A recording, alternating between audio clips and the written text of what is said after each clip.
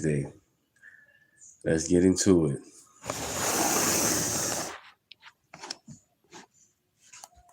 EBT community is talking about today. Well, I took a look and I didn't like what I saw. Well, apparently they want all black athletes to boycott the SEC. Now, while I'm an Ohio State Buckeye and I hate the SEC with all my heart, I need you to know I hate the SEC.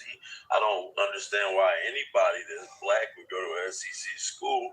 It is not based on racism, the reason why I think. Now, they want to pull all black athletes out the SEC and send them where? Ohio? All right, come on. Boycott the SEC is a horrible decision for any black athlete. And I'm here to tell you, do not take advice from them. They're going to lead you down a path where you're going to miss out on a career. You're going to miss out on monetary gain. You're going to miss out on a lot of stuff. But the fact of the matter is, they think these boys give a about vote. These boys are trying to make it to the league, man. They got their heads on right. Y'all can continue to fight for the dumb shit y'all fight for. Nobody is taking your rights. But boycotting the SEC as a Big Ten fan and an Ohio State Buckeye through and through, I'm all for it. What's going on, everybody? Appreciate you guys pulling up today. The NAACP is ridiculous. This is the stupidest thing that I have heard. These people are outrageous. If any of these washed up civil rights organizations think that these young kids are about to forego millions of dollars, and in some cases, maybe it's not millions, maybe it's hundreds of thousands of dollars for this washed up organization that does nothing for black folks, nothing for the black community. This is the same organization that told you to vote for Abigail Spanberger, out there in Virginia over Winsome Sears. So miss me with all of that. Miss me with it all, man. Seriously.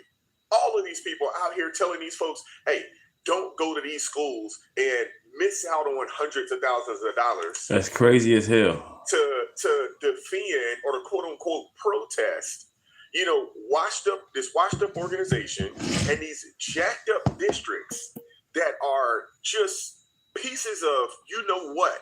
Are you out of your mind?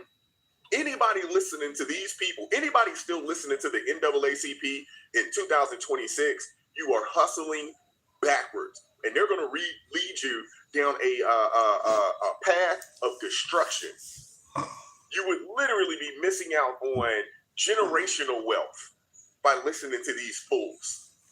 Hit the like button, share the video, subscribe to the channel. In this moment when black representation is under attack, it is important for the CBC to keep in their tradition of being the moral of the Congress, but the moral of conscience of this country.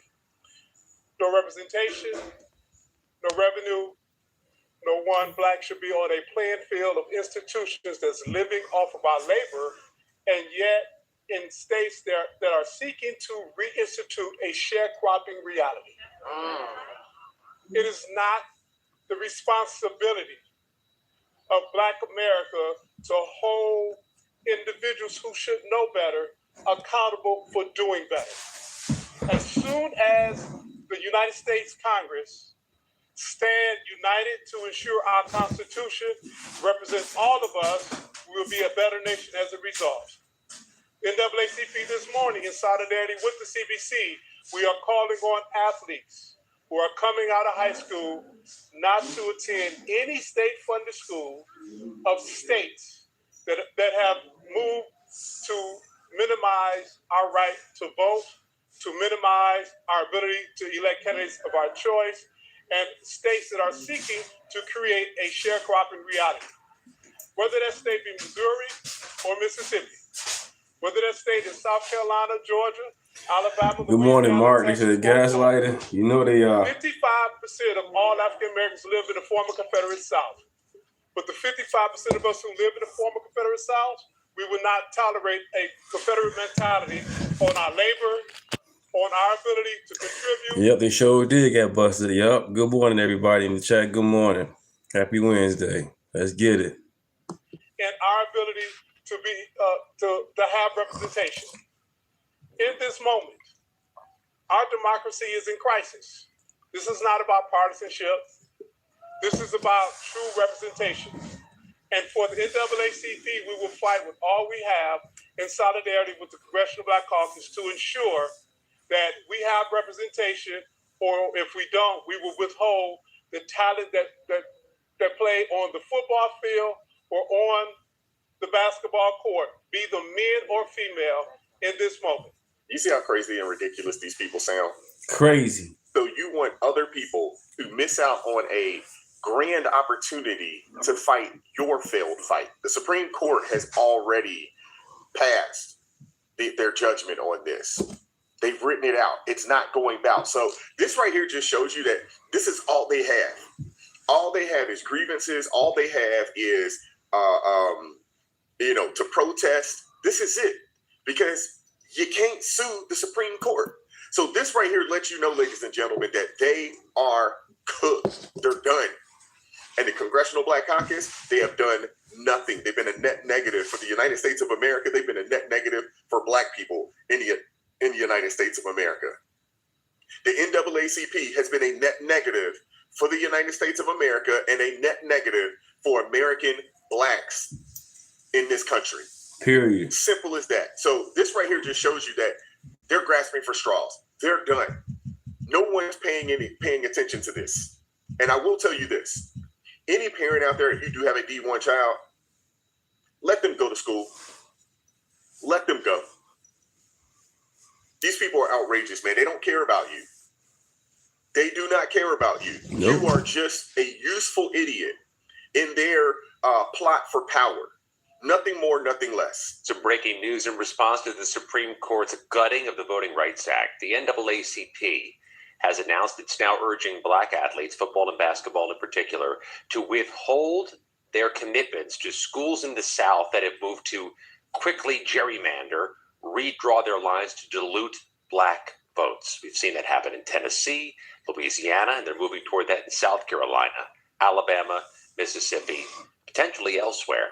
The NAACP in its announcement says Black athletes and recruits are asked to withhold their commitments from targeted programs, to ask coaches and athletic directors where their universities stand on voting rights, and to visit and seriously consider HBCUs, historically Black colleges and universities. So you want them to go to HBCUs and miss out on hundreds of thousands of dollars. And HBCUs are some of the most poorly ran universities out there. Damn. HBCUs, more times than not, they are a hot mess. Outrageous. These are some of the most narcissistic, selfish, power-hungry individuals out there. Simple as that. NFL send the Super Bowl to a Jim Crow state like Tennessee after what's going on here, intentionally diluting majority Black Memphis with white power. I think we have to be clear that the only time they like Black bodies are when they're entertaining them or when they're on a sports field. Boycott and encourage conventions to not come to Tennessee and to Louisiana and Alabama. Telling people to go vote is not going to work because it diluted the Black vote. And so we have to think of more creative strategies to put a pressure point on them and to make it painful where it matters in economics. Like I said, this is all they have. They're grasping for straws. So now you're upset that the NFL is bringing the Super Bowl to Nashville. Nashville, the Titans, they're building a new stadium. I believe it's going to be a dome or at least one of those with the retractable roof, and that's a lot of the reason why they're getting the Super Bowl down there. Nashville, it is a red state, but it is booming. It is growing like it's nobody's business. So y'all would prefer the Super Bowl to be played in another blue state where the players can be taxed into oblivion, huh? Stupid. That's your preference. Stupid. These people are outrageous, man. No research. WACP want Black athletes to boycott the SEC schools. They want Black fans not to support SEC sports. Man, you know good and well. It ain't gonna happen. We are not boycotting football. And we're going to continue to send our kids to SEC schools. You know good and well, South don't care about no Black political interests. They don't care about that. But I know we ain't boycotting no football. When Colin Kaepernick took a knee to protest police brutality, we still watch football. You think we're not going to watch the SEC?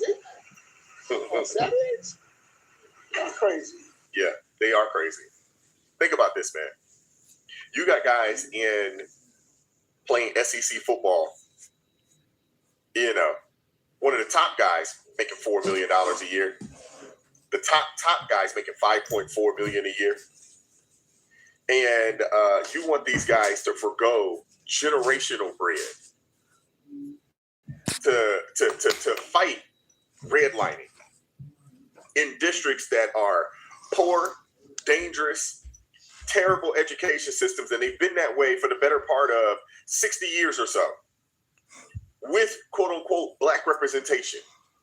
Not to mention, in places like Memphis, you're going to still have black representation. The lady out there, Charlotte Bergman, she's running for that seat. I found out she's been running for that seat. She's ran for it 10 times, and she lost to a white Democrat. So the NAACP can come out here and they can try to say, oh, this is about race and black representation.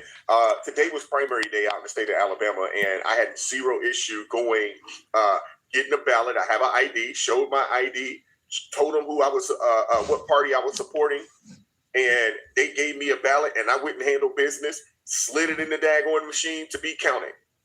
No different than everybody else.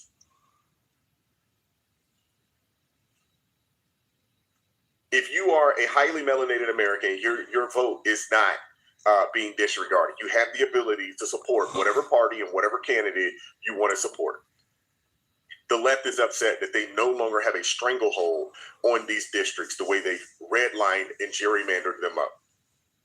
Let me know what your thoughts in the comment section. Are any of these players, going to forego NIL money, a scholarship to one of these SEC schools? Do you honestly think that? Are you a parent that's ready to tell your child, hey, I know they offered you $2 million to play ball next year. Go on and turn that down for no offer. You ready to do that? For the NAACP and the Congressional Black Caucus that has done absolutely nothing for you. Let me know what your thoughts are in the comment section. Hit that like button, share the video, subscribe to the channel. Notifications to all so you never miss an upload. Consider joining the ARP family or buy your brother a coffee. That link's in the description box below. And a 0 to 4% increase doesn't mean much to a voting base who's been taught that capitalism is evil and elected a mayor who's promised to replace it. Waiting for the impact of socialism isn't something anybody wants.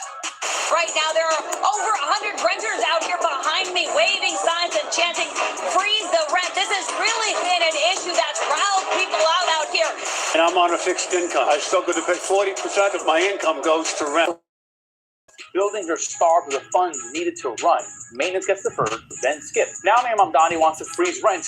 Landlords say rising costs are hitting them just as hard. Even if they give us a 2% increase, it's not enough. The rent has to cover the expenses.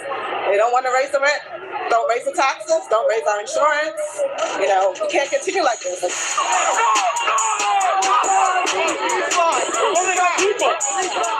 So the key word about this upcoming rent freeze is that it is potential. It hasn't happened yet. And what nobody's talking about is voters here are at a boiling point. They were promised frozen rent. They were promised free grocery stores, free buses, you name it.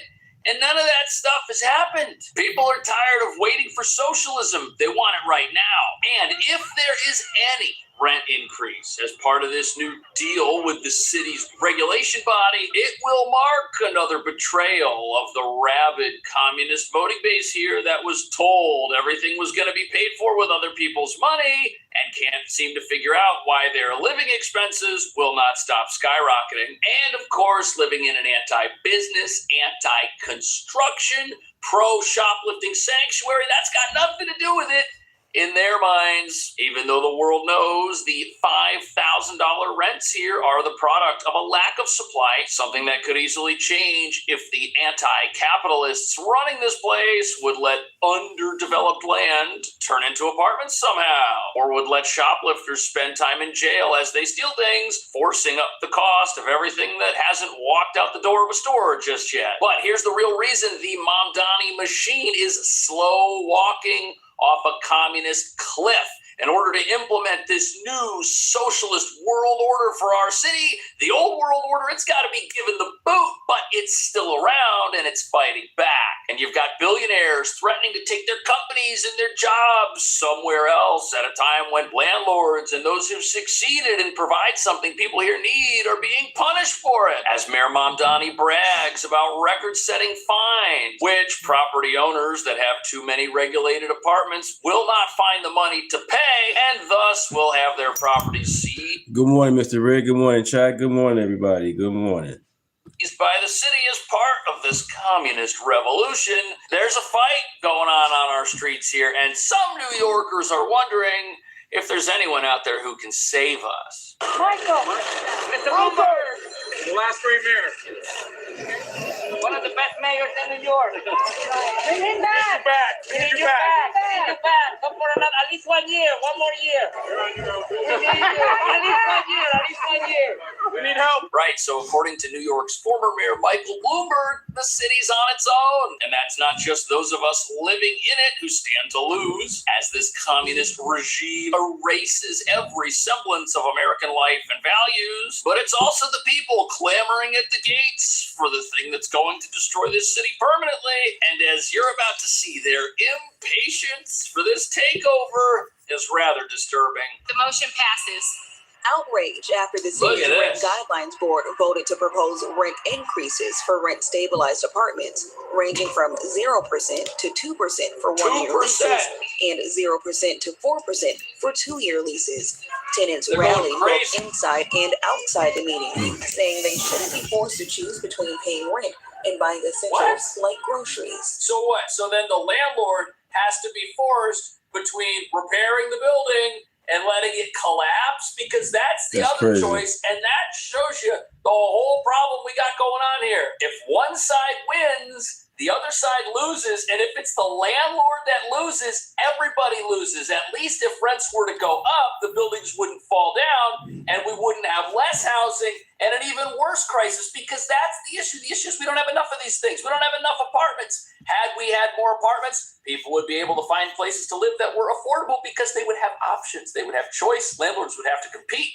You wouldn't be able to charge $5,000 a month for a place that's a total dump if new places are built across the street. But we aren't doing any of that. And the fact that you've got these government-regulated apartments at all means we don't even have a capitalist housing market to begin with. If we had that, every apartment would be able to have rent that was equal to the fair price of that apartment. But because half the city's apartments can't even be rented for what they're worth, those places are falling apart right now. Those are places the mayor himself has toured and seen people complain about. And the people who are out there upset about a 2% rent increase on something that's $1,000 a month or less, these folks don't understand that sadly, if this happens, there's just going to be more chaos. Even though we've got a living, breathing example of this right now. Watch this. Here's a New York City lesson for you. And timing matters because history is about to repeat itself. New York City kept the subway fare at a nickel for 44 years. 1948. So instead of adjusting the fare, they deferred maintenance, skipped repairs, and starved the system of money year after year. What happened next? The government stepped in and spent billions on what years of underfunding had destroyed. And today, you're still paying $3 a ride for a subway that's unreliable. Look at that. So our subway is like a bunch of government-regulated apartments with frozen rent because the subway fare was frozen. And what happened? The whole thing collapsed and imploded around us, and it's right back to where it was. The fares keep going up. The crime keeps going up. The system never seems to work. People can't seem to figure out why. Well, that's because it doesn't charge what it needs to charge to sustain itself. Therefore, it's always a disaster. That is going to be our housing market, and that's exactly the point that's being made right here. And it's frightening because we should be able to look at this and say, gee, this sounds like what they're trying to do over here. Nope, nobody wants to see that. They want the subway to be free too, by the way. Artificially low fares, deferred maintenance, government takeover, and higher costs. You see where I'm going with this? Rent-stabilized housing, of course. Rents are artificially capped below operating costs. Buildings are starved of the funds needed to run. Maintenance gets deferred, then skipped. Maybe when enough buildings fail, the government will step in. They'll spend billions fixing what years of underfunding destroyed. Right. And your rent, just like a subway fare, only going up. Now Mayor Mamdani wants to freeze rent, but New York already ran this experiment on the subway. We know exactly how it ends. Expensive and still broken. But that's what the city wants to do. They want to step in. They want to control these buildings. And even though rent might not go up in these regulated buildings that they're going to fine out of existence and then seize after they step in, because those houses are off the market, because they crumble or the tenant never moves out, regardless, they're eliminating apartments. This is a scheme to eliminate housing, which means the housing that's left that is free market, what's going to happen to those rents? It's going to go straight up. And it is. Right now, rents are $5,000 a month on average in certain parts of town. That's totally unaffordable. Nothing about freezing the rent is affordable because the best thing it can do is eliminate housing for everyone. But what about this idea that if somebody lives in an apartment now, they should be able to pay for that apartment in perpetuity and live their life, and the landlord shouldn't have any control over it? What about that? Forced to choose between paying rent and buying essentials like groceries. And I'm on a fixed income. I struggle to pay 40% of my income goes to rent. And then I struggle to pay medical, my drugs, my food, all the other expenses. Many of us are operating very old rent-stabilized housing. It costs a lot of money to upkeep these buildings. The revenue that we use to do that is the rent. And if rents are not increasing, they're defunding the buildings. Oh, so let's defund the housing that we have. That's never worked. Defunding housing doesn't create affordable housing. If anything, it just puts people under. And this guy that lives in an apartment, which is unaffordable, it's sad that he lives in that apartment. It's sad that politicians won't allow new apartments to be built so that people struggling with affordability can go out and find a better option. Nope, there's no competition. Prices aren't going down. Instead, we've got government regs that just push the prices up. And landlords, as you hear from them, they don't know what to do because they're already losing money on these buildings. They're already unable to cover the costs of repairing them. And if they are able to cover the costs, whatever their market rate portfolio is versus their stabilized apartment portfolio, they're getting the money from people that don't have cap rents yet. A rent freeze was a key campaign promise for Mayor Zohran Mamdani, with average rent in New York City topping $3,000, according to Zillow. He has no direct authority over the decision. That power rests with the Rent Guidelines Board. Mamdani appointed 6 new members in February. He released a statement reacting to the... Oh, so the mayor appointed 6 of the people you see sitting here. The deck is stacked. This is going to happen. And what's fascinating about this is we're witnessing something very interesting. We've got the economic center of capitalism, right? The symbol of capitalism in America, New York City, where you got the stock exchange, where you got the millionaires and the billionaires, the people making the money. If you can make it here, you can make it anywhere. And it seems to some folks that the new mayor coming in doesn't really want that to happen. He's gone on recent offensives against people who have become very successful and have created jobs, spent billions of dollars on projects in New York that make the city better while paying billions and millions in property taxes. And people are trying to figure out why the mayor is so hostile to the things the city needs to keep going. They can't seem to connect where this hostility is coming from with the fact that without these rich people, the city's going to go belly up. Well, maybe that's the entire agenda. Maybe what we've got to do is get out of our minds our values, right? Because as a normal person, we would say, well, if we need the tax revenue to fund all this free stuff, we better not be mean to these people.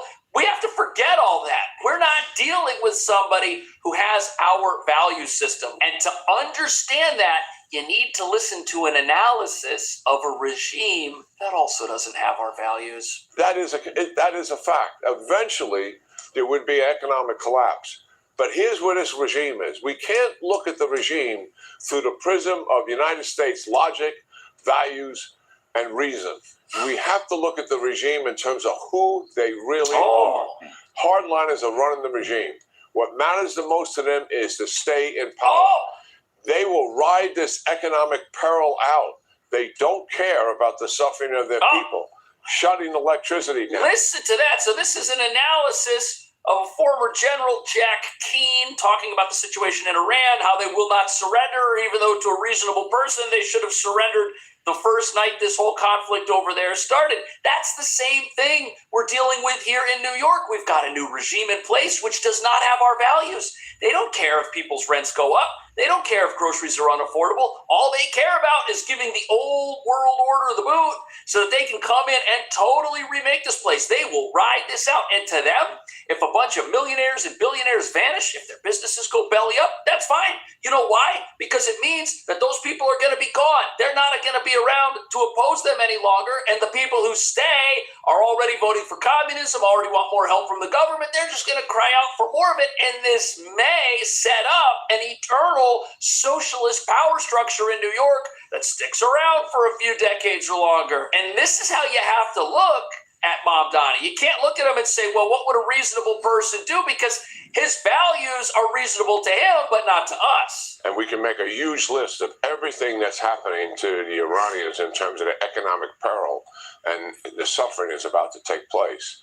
But you have to, again, recognize who are we really dealing with here. The guys running the regime, all they care about is staying in power. They don't care about their people. They've demonstrated that time and time again in terms of their economic peril that they put them in to make certain they stay in power. So they, in their minds, can outlast us. Right. And look on the screen right here. Everything happening over there, their economy collapsing. We're going to see similar stuff in New York, maybe not to this same degree, but the housing price is going to go the same direction these arrows are pointing. The grocery prices are going to go this same direction. Things are not going to get more affordable Good morning. as the government shuts down businesses, kicks out its achievers, and tries to take over. But that is the entire purpose of this. The entire purpose of this is to outlast the opposition, to win elections. Good morning, everybody. Thank you for stopping by. Appreciate it. Let's continue. Name is Deunta. Establish a permanent power structure that can never go away and never be defeated. And after Mayor Mamdani gets reelected, he can choose a successor and then use the platform that has been built in New York to catapult himself to something else, maybe higher office in the United States government somewhere. Maybe he could be a senator, a congressman, maybe a governor, who knows? But this is what we're looking at here. A replacement power structure and voter base is being set up, which does not have our values, which values socialism instead of capitalism. And the goal here is for that to be the dominant force here forever. He released a statement reacting to the proposal, saying, New Yorkers are being crushed by the cost of living and they need real relief. I'm encouraged to see the board taking seriously the data around affordability, operating expenses, and the pressures facing both tenants and small property owners. I mean, that's an eloquent statement, but it's factually incorrect. If landlords are already underwater on their apartments, if they're already not earning enough money to fix up their buildings, then we're not taking seriously the expenses involved in this at all. It sounds good. It sounds like the mayor cares about both sides of the issue. But what's interesting here is we only get statements like this after we realize there's a problem. We get statements that come out and say, hey, oh, the mayor's actually pro-business. Oh, actually, he doesn't want to defund the police. Oh, no, actually, he doesn't have such a viewpoint on such and such an issue. We always get that as a reaction to something that comes out where he says he's going to freeze everybody's rents, where he says he wants to confiscate buildings with fines and stuff like that. It's all... Check this video out. I did it last night. Hope you guys like it. Check it out. It's funny. Always a reaction, which shows you where this is headed. He goes first and then tries to back off, and goes first and then tries to back. It's like we're being led somewhere with all of this rhetoric, and no one can stop it. It's going to happen. People are going to wake up one day and wonder, oh, gee, how did we get here? Well, this is how. A little better with having 0% included now, but we know the game. We're all already talking about expecting that they'll probably vote the highest amount. Even if they give us a 2% increase, it's not enough. Landlords say rising costs are hitting them just as hard. The rent has to cover the expenses. They don't want to raise the rent. Don't raise the taxes. Don't raise our insurance. We can't continue like this. Right. Landlords have seen major profits over the last few years. Major profits? What is this guy talking about? How do you have major profits over here and people over here who say they're literally going out of business because taxes and insurance? Somebody's not telling the truth, or somebody doesn't understand what's going on. Perhaps they're confusing profits with revenues.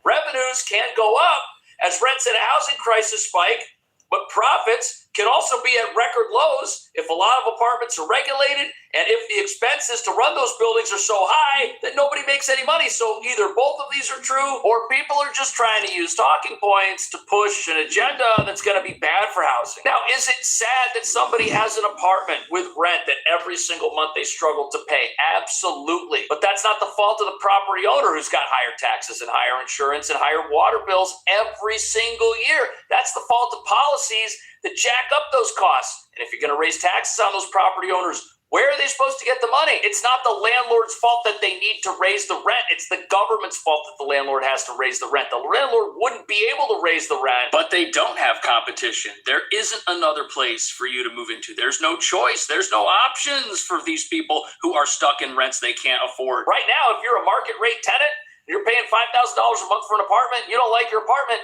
if that's where you're at economically, you can walk out the door tomorrow and find another $5,000 apartment. That's better, and your landlord might negotiate with you. You have some leverage, but that doesn't happen if the apartment you're in costs $1,000 a month and the landlord's already going broke fixing it. The best thing for the landlords of these rent-stabilized apartments are for folks that live in them to move out, and then the apartment comes off the market because landlords, they got to pay for water, they got to pay for heat. What's up, Michael? How you doing, man? How you doing in the chat? If somebody lives in an apartment, and if that apartment is a drain on the building, it's actually better for them for there to be no housing. That's the system we've created here. Is it being done on purpose?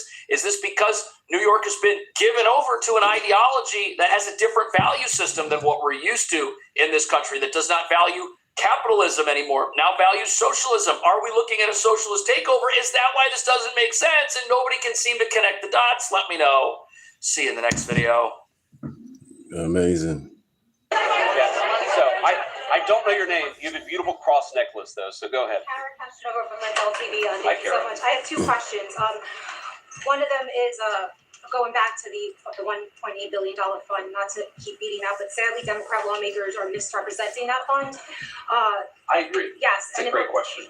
And sadly, some of the mainstream media doesn't understand the magnitude of the political persecution of J6ers.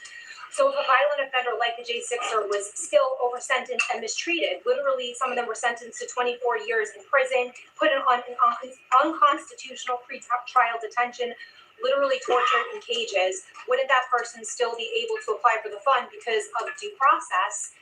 And this is why we say, just to answer that very briefly, this is why we say we have to evaluate this thing case by case, right?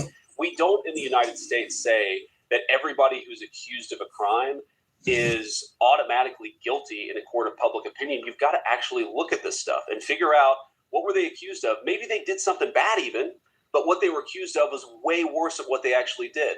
Maybe they had their entire lives ruined in a totally disproportionate way. That's fundamentally illegitimate and political. And I find, just Carol, on this point, one of the interesting things about the American media is there is a fascination. If you go to any American law school, there are these, prisoner rights groups. There are people who objectively committed heinous crimes, but the American media and the American Legal Academy has decided that even though they committed bad crimes, their sentence was disproportionate. They were mistreated in some way. You know who never, ever gets an ounce of sympathy when it comes to that disproportionate sentencing is people who voted for Donald Trump and participated in the January 6th protest. Go to your second question. About Pete Davidson, he made a horrific, obscene joke about the murder of your friend Charlie Kirk. What does this still say about where our political divisions have gone, and what are you specifically doing to bridge the divide, especially as a potential future president? Well, sorry, who was it said something? Davidson made a really obscene joke about Charlie Kirk. So what are you doing as a potential future candidate or president to bridge the divide? Well, first of all, I'm not a potential future candidate. I'm a vice president, and I really like my job, and I'm going to try to do as good of a job as I can. But let me just say this. So that's what I'm talking about, JD. Stick on one thing. Said something bad about Charlie. Rest in peace, Charlie. Yep. Rest in peace. Dear friend, but more importantly, again, Michael, thank you for being in the chat, Michael. Thank you for being in the chat, man. Common Sense Channel. Name is Deunta. Appreciate it. And that Charlie was a father of two beautiful kids. Like, share, and subscribe. To have all of those if you haven't already. Kids, all those moments with his beautiful wife taken from him in the way that happened. I would expect everybody with a heart or a conscience would say whatever we agreed or disagreed with about his particular viewpoints, this is a tragedy, and it's totally unacceptable that it happens in the United States of America. To their credit, a lot of the reporters in this room, even though I don't agree with their politics, they were open about the fact that what happened to Charlie was disgusting. And rest in peace, Charlie, man. In a civilized country.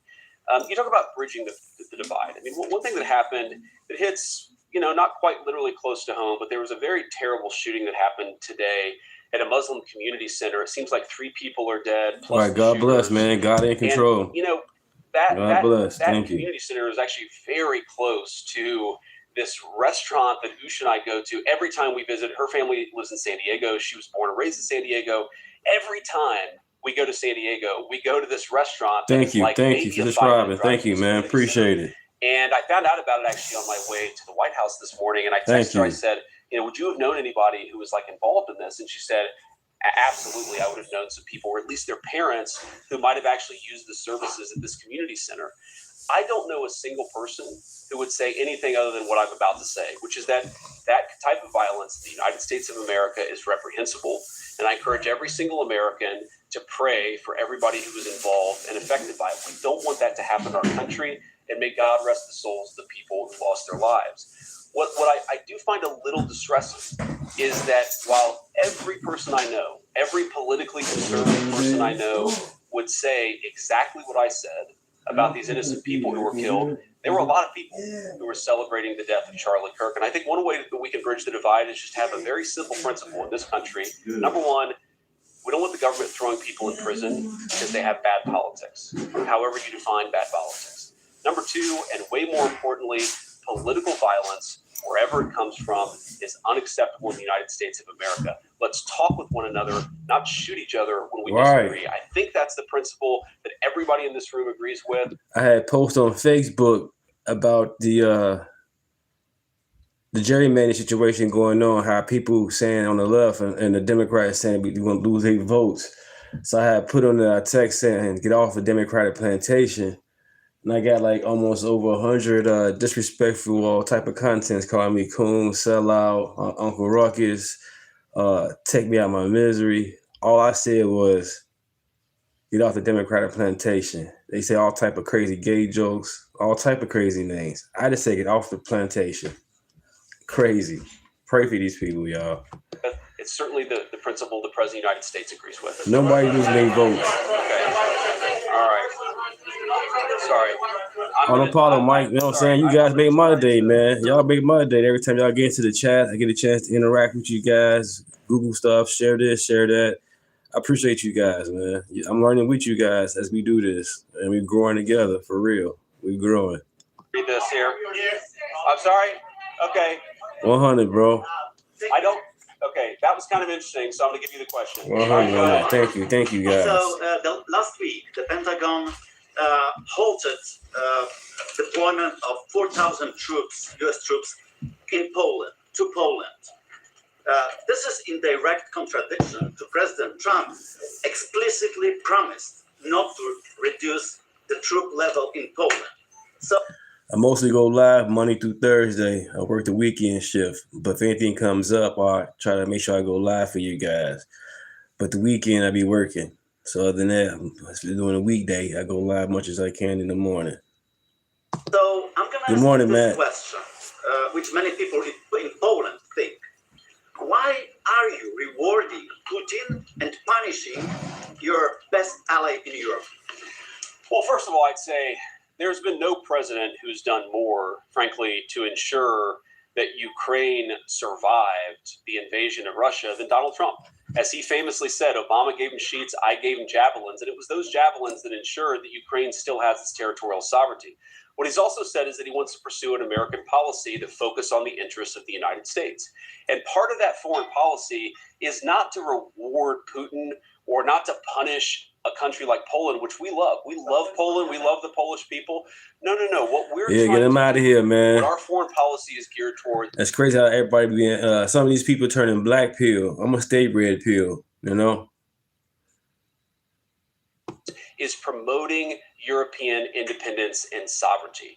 We want Europe to take more ownership over its own territorial integrity. We want Europe to step up in a big way. Now, I think you said 4,000 troops. We've not reduced the troop levels in Poland by 4,000 troops. What we did is that we delayed a troop deployment that was going to go to Poland. That's not a reduction. That's just a standard. Yep, they all won. That sometimes That's happens just about almost all of it. Yep. But here's the fundamental problem. Poland is capable. We got a great momentum going. We got to keep it going. From the United States, we're not talking about pulling every single American troop out of Europe. We're talking about shifting some resources around in a way that maximizes American security. I don't think that's bad for Europe. That's encouraging Europe to take more ownership. The United States cannot be the policeman of the world. We want to be allies. What? Did JD just say that? Wait a minute. Wow, they say Trump want to be king and all this and that, or we try to be kings. Man, We want to make sure that our troop presence promotes regional we can't stability please the in Europe. world. The president has not said, though he could, the president has not said that he's taken all of the troops out of Europe, but Europe has to stand on its own 2 feet. And that's something that he's been consistent of, frankly, not even since the beginning of this administration, going back to the first administration, is we have got to have more sovereignty and more of Europe standing on its own 2 feet. That will continue to be our policy in Europe. Those troops will go eventually to Poland? What I said is that is it a delay in troop rotation? Those troops could Yeah, go John elsewhere. Thune gotta go, gotta go. Send them elsewhere. We Gotta actually go, haven't gotta made go. the final determination about where those troops are ultimately going to go. But what I'm saying is it is not accurate to say that we are pulling a bunch of troops out. It is a very small and very minor thing. And I think, frankly, a lot of the European media, again, is overreacting to this a bit. And here's one thing I'll say about this. Look, I have, for my entire life, I'm 41 years old. Damn, older than you, JD. Thank you, guys. Thank you. We growing. Let's do it. From the European media about everything that's wrong with the United States of America. We don't have this. We don't have that. We don't spend enough on healthcare, even though part of the reason why we spend so much on defense was because we have tens of thousands of troops in Europe. I think that if the European media wants to attack the President of the United States, they need to start looking in the mirror. All he has said is that we're going to be good allies, we're going to be good friends, we're going to be trading partners, but it is reasonable for Europe to take a little bit more ownership over its continental integrity. Question on the war, but just to follow up, you previously told me that anyone who assaulted a police officer on January 6th should go to prison. Oh my gosh, man. Taxpayer-funded money. Well, Caitlin, what I said is we're going to look at everything case by case. Because, Caitlin, there are people who I don't know their individual circumstances. That's what's up, man. And I don't rule things out categorically when I don't. You voted early yesterday. That's what's up. Yeah. Let's say a person is accused. And I'm playing around. Let's say hypothetically, a person is accused of doing something that they never actually did. Texas Jane, good morning. A report that they had a judge who mistreated them. I think that we should look at those things case by case. Good morning from Rockford, Illinois. Commitments to give anybody money. We're just I making wish Illinois was a red state. But just to follow up on the war, you last week denied that the president said he was not taking Americans' financial situations into consideration when he's making decisions on the Iran war. He was asked about that again. He stood by it, called it a perfect statement, and said he would make it again. Do you believe that Americans' financial situations should be taken into consideration when you're making decisions as an administration about the war? See, Caitlin, what you did is you misrepresented the question that I was asked, and then you misrepresented the answer that I gave. What I said is that a question that was asked where the president allegedly said that he didn't care about Americans' financial. Right, it's a whole clip that he gets extended. They can only cut half of it. Is that when it was totally taken out of context. Yeah. What he said is that when he is negotiating with the Iranians, he's focused on the national security objectives that he's trying to achieve. Of course, the president has a mandate to be focused on a number of things. And I guarantee you, every single day, I have conversations with him about it. Every single day. Human life, good morning. About his fellow Americans. He wants them to be prosperous. He wants them to Yeah, they thrive. live their life a better education, but they still vote blue. Don't go to a red state voting blue. Makes no sense. Record job growth, in order to create record wage growth, in order to induce trillions of dollars of new investment into our country. That's because he cares about that stuff. What he also said is that when he's talking to the Iranians, he's talking to the Iranians about questions, of course, of national security, like their nuclear program. You could hold two thoughts in your head at the same time. That the president Good question, Hal Human. Good question. For Americans, but also when he's negotiating with the Iranians, he's talking about the issues that are germane to the concerns of that particular conflict. Going back to the price tag for this DOJ fund, $1.8 billion. You have people that can't afford groceries. Gas is high. People are making sacrifices in their personal lives to accommodate for this rise in prices. People are telling us that they feel financially worse off. They're very concerned about the uncertainty. How can you justify that amount of taxpayer money for that fund when people are struggling? What do you say to Americans who wonder why this fund is getting all this money and I can't afford basic amenities? Well, let me say a couple things about that. First of all, you said $1.8 billion, and it's important for people to realize we're not just writing a $1.8 billion check. We're going to take a lot of people who are going to apply and say that they have been mistreated by their government. We're going to handle those situations case by case. And if we determine they were in fact mistreated by their government, we think it's reasonable to give them just compensation. But when you talk about funds and pots of money that are out there, I mean, thanks to Donald Trump's leadership and the working families tax cut, we put $40 billion into a rural healthcare fund in order to stop the closure, or at least prevent some closure of rural hospitals and rural clinics that had been decimated under the Biden administration. We had a piece of tax legislation that put hundreds of billions of dollars into the pockets of families. No taxes on Social Security, no taxes on overtime, no taxes on tips. So I reject the idea that we can't walk and chew gum at the same time. We can give just compensation to people who are mistreated by the government. We can also make sure that the American people, we do everything that we can to make their lives better, to make them more prosperous, to give them better jobs. That is the primary focus of Donald J. Trump's White House. That's the question all of us ask every single day is, how do we make our fellow citizens more prosperous? We can do that while also taking care of people who are mistreated by the last administration. And the sticks. Go ahead, sir. Yeah. Thank you, Mr. Vice President. Thank you very much, Mr. Vice President.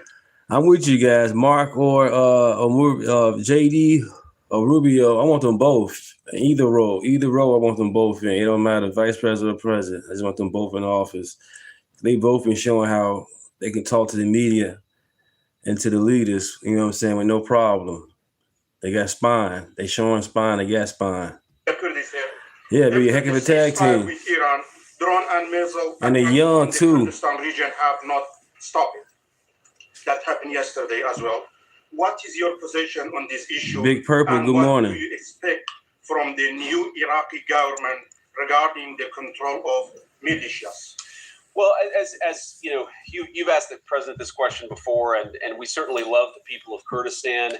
Anytime that subscribe. Let's grow together, everybody. Subscribe if you haven't already. That's not something we like to see at all. Amazing. And it's one of the things that sometimes happens. Unfortunately, these ceasefires, they're not always perfect. We've seen that in Gaza. We've seen that certainly in Iran and some of its neighbors. But we have seen a significant reduction in violence over the last few weeks of the ceasefire.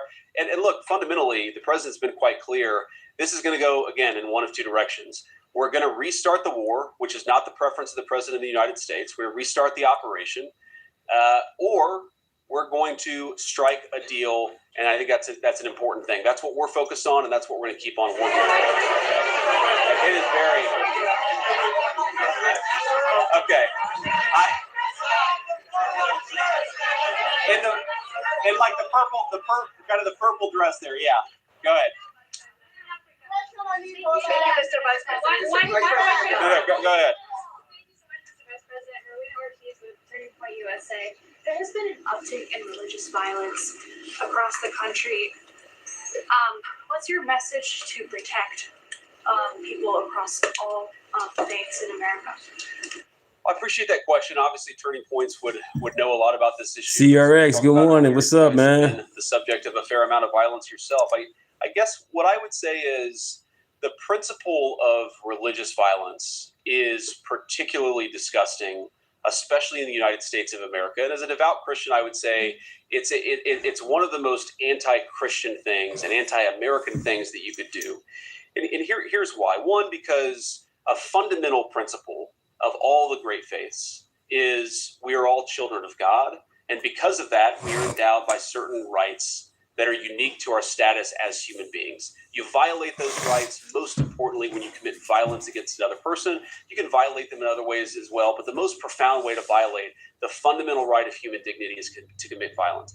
But here's why the religious piece of it is particularly egregious. One of the fundamental American rights that I think came from our Christian heritage as a civilization is the idea that we respect people's religious freedom, in part because we respect them as human beings, but also because we respect their right to find their own pathway to God. You can't force anybody to a pathway to God.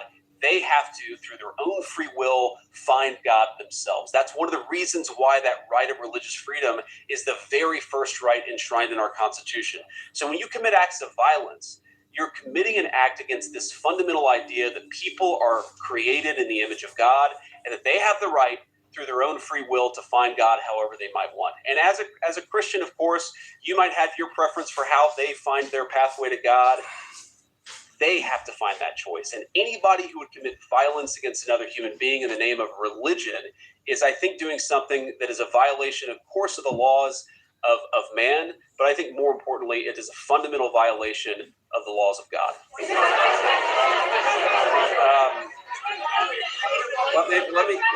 Let me go with.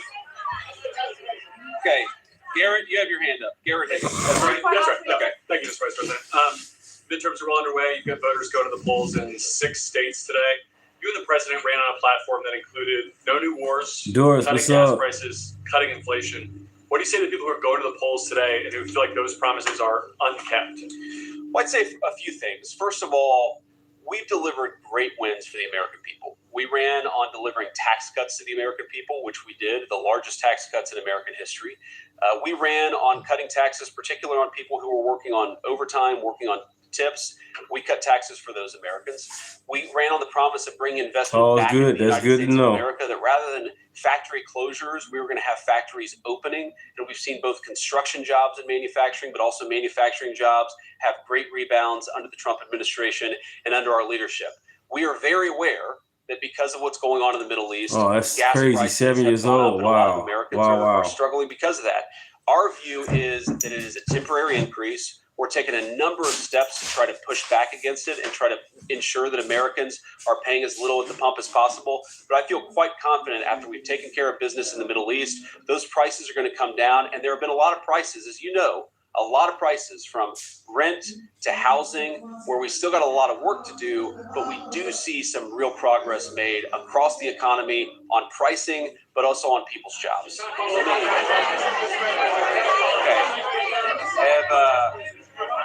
John, I'm going to call on John. I'm just going to start calling John Rosh. Yes. Nice to see you too. Thank you. So Trump initially said that the war would last 6 weeks. It's been going on for 11 weeks and 3 days. What's your message to the American people as to why it's gone on so long and it hasn't ended yet? Well, first of all, the president said it's going to be a short-term operation, and I think that has proven out to be true. The active period of conflict lasted about 5.5 weeks, and now we've been in the ceasefire where we're trying to get a negotiated settlement that gets the American people the things that we need for our national security. So I've said before that we're going to go one of two options here. We're going to have a good settlement that actually gets the American people what they need, or we're going to go back to a kinetic operation. Obviously, the president prefers to get that settlement. I think the Iranians prefer to get that settlement. But regardless of what direction the president ultimately goes down, whatever he ultimately decides, I think it's important for the American people to know two things. Number one, it will be for their security and their prosperity. That's why we're doing this. And number two, this is not going to be the sort of thing that lasts forever. I think a lot of Americans, especially in my generation, who are worried about forever, endless conflicts, we have to remember, I think you said 11 weeks, a big chunk of that has been a ceasefire. This is not a forever war. We're going to take care of business and come home. That's what the president's promised, and that's exactly what he's going to deliver. Go ahead. Yes.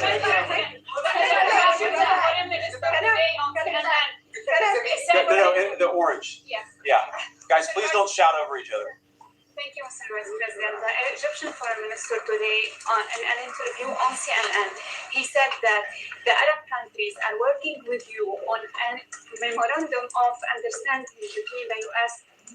and Iran that can lead to a deal. Can you confirm that? And one other question also on Iran. You've spent over than 20 hours with the Iranians negotiating. Do you believe that other countries may be able to achieve what those negotiations could not? Well, I think that the purpose of our initial negotiation was, one, to establish some relationships between two countries that hadn't talked directly in a very, very long time. And number two, just to get the pathway started to negotiation. I don't think any of us, meaning me, Jared Kushner, and Steve Witkoff, had any great confidence that we were going to be able to reach a deal. But we did think we were going to take important steps along the pathway to reaching a deal, and we did.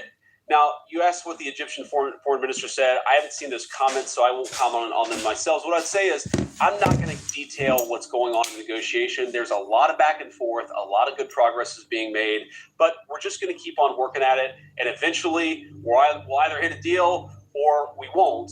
but we're going to keep on working at it. And I think it's important for us to actually privately have these conversations, because sometimes when you're doing a negotiation and you put everything out there in public, it actually complicates things more than it should. So we're going to keep these negotiations private until we've got something, of course, to tell the American people, and at that time we will. Is that a magenta tie? It's hard to tell. It's like a purple tie there, right? So this guy insists that he has the real purple tie. So I'll give you a question too. Go ahead. Thank you, Mr. Vice President. Two questions for you. One on Iran and one on China, given the president's trip last week to Beijing. On Iran, you met on April the 11th with Iranian negotiators, including the foreign minister. Is it your sense, Mr. Vice President, that they're just stringing the U.S. along? That's the sense from lawmakers from both parties. And then on China, you come from a state that manufactures a lot of automobiles. Is it your sense that within this term that you have with the president, that China-branded vehicles will be sold right here in America? Well, I think that what the president has shown a willingness to do, unlike any president of my lifetime, is to protect the American automotive industry. We are not going to let the American automotive industry disappear. There are a lot of ways. Oh, yeah. As a matter of fact, here you go right here. Competitors to ensure that American car workers, American auto workers, and the products they develop are good. There's something weird happening in politics right now. Not weird like shocking. Weird like people are talking at Black Americans instead of to them again. And for all of those watching today, when they ask, what do we do in this moment? I feel helpless. What action can I take? It is time for the North to pull up to the South. It is time for New York to pull up to Alabama. It is time for all of us to come to Georgia, to Louisiana, to Tennessee, to Mississippi. Girl, are you behind bulletproof glass talking about pulling up to the South? I mean, I don't know about y'all, but there's not many things more intimidating than AOC behind bulletproof glass talking about pulling up on the South. And do what, girl? And do what? What are you going to do when you pull up on the South? And I know this isn't AOC out here inciting violence, encouraging you to get out in the streets and pull up on the South. I know that's not what this is, right? Why she stands behind bulletproof glass. But come on, girl. Get out from behind that glass. You lead the charge. And y'all come on down to the South. We'll welcome you. You literally cannot make this shit up. Come on down to the South. You see this clip right here? This is what happens when political speeches start sounding like social media captions, right? That pull up. We gonna pull up. That pull up line is exactly why people are exhausted with, these Democrats. Everybody want to sound like cinematic now, right? Everybody want to sound like the final speech before the, Avengers fight. But regular people hear that differently, especially, Southerners. Because, up north, pull up sounds rebellious. Down south, I'm just saying, depending on where you at, that sounds like instructions. And notice something else, too. The Good morning, Florida. Good morning. Like she's debating policy. She's reacting like somebody just disrespected the house. Like, share, and That's subscribe. the disconnect. If you haven't already, thank you guys. Mobilization, but the internet, here's territorial energy right there, huh? And politicians today are so obsessed with emotional language, they forget regular Americans still interpret words like real life. AOC have lost her everlasting mind. She have lost all train of thoughts. She have lost her marbles because as we speak right now, she decided Have a good day, Florida, bro. Have a good one, man. Thanks for stopping by. that live south of United States. I'll be back tomorrow and Friday. I'm off Friday, so I'll be able to go in Friday as well. Come on, New Yorkers. We're going to go down there and get them. Get who? Girl, don't get them mentally unstable people fucked up. All right? That's what you're doing. You're stirring the pot. That's what you Democrats like to do. How dare you?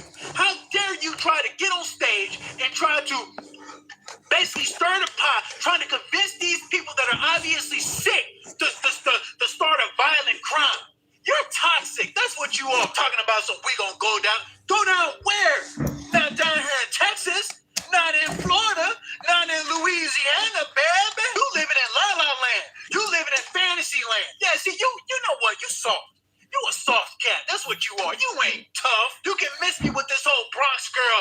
Tough cat. Yeah, I'm tough. Stop it. Stop it. We all know how you got in the position that you got in. Come on, people. You all think she got a high IQ. You all think she used her brain to get where she... You know what? Maybe she Tomorrow, did use her yeah. brain. If you know what I mean. She must did some strange for a piece of change. You got lucky is what happened. You got lucky. Tomorrow, yes, I'm still the here. right simp man that put you in the position, right, that you are in now. So you need to stop it. These Democrats, they are going around preaching violence for the last few years, but then try to play the victim when somebody give them that same energy back. I'm here to let you know I'm going to give that same energy back. Yes, sir.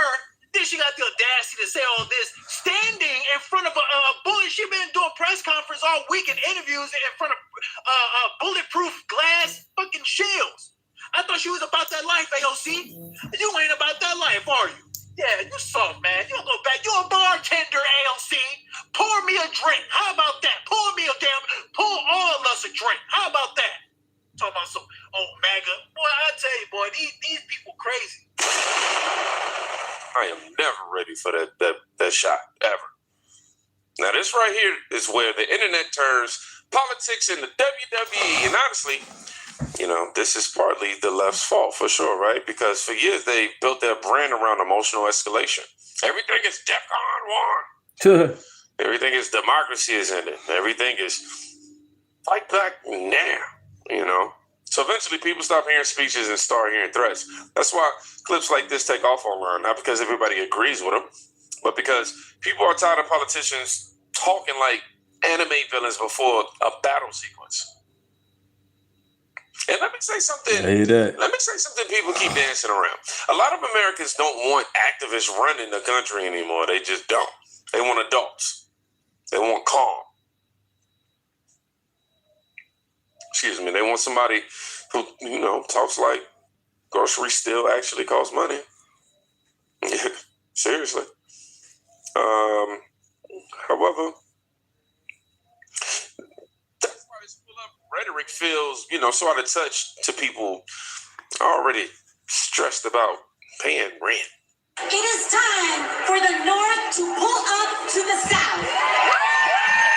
It is time for New York to pull up to Alabama. It is time for all of us to come to Georgia, What's up, Brian? to Louisiana, to Tennessee, to Mississippi, and let them know exactly what they have uncorked with this injustice. They think they can draw us out of power. They do not know the sleeping giant that they just awakened. Pull up and do what exactly? I don't understand what AOC is talking about with this. Of course, she thinks that, voting rights are under attack, so now the North has to go down to the South. I know this is the new trendy thing for leftists to do. They leave their blue states, their liberal utopias, right? And they move down South and they bring all their silly ideas with them, right? But let me tell you something about the South, okay? Notice she didn't say Texas. I wonder why that might be. I'm right here in Texas. Let me tell you something. In certain parts of the South, particularly some parts of Texas, there's still some basic common sense and decency that are out here in the world, right? And let me tell you something. We still hold doors open for women. We still treat them with respect. We still believe in basic chivalry. These are all things that people, in those blue states would call some sort of toxic masculinity, but I digress. Let me tell you something else. If you do come down to the South from the North and, you think that you're in the wrong body, and if you're a man, you want to try to use the women's restroom and you try to follow someone's wife or daughter into a restroom, then you might be sent on an involuntary scavenger hunt for your own teeth. So word of advice, if your idea is to come down South and bring your silly liberal ideology along with you, let me be the first to tell you that's not a smart choice. Anyone with a functioning brain knows that. What is wrong with your blue states? Why can't you just stay there and be happy in the liberal utopia that you have created? That is my question, and it should be yours too. Now, this clip low-key exposes the real cultural split in America better than any CNN panel ever could, because listen to what he's actually saying, right? He's basically saying, y'all keep coming down South, calling our values backwards. Meanwhile, we actually still like some of those values. That's the conversation nobody wants to admit is happening, right? A lot of people move from, blue states into southern states because life felt more stable there. And immediately started trying to recreate the same politics they left. That's why southern voters are feeling so defensive right now. That's why I get so defensive so bad. Not because they hate outsiders, but because they feel like every conversation starts with, everything y'all built here is wrong. What? And I'm just saying, y'all, once people... Hey, she finna cook, you guys. This young lady, she finna come with some good facts. Check her out. Listen up. People feel culturally disrespected. Policy arguments stop mattering. Not because...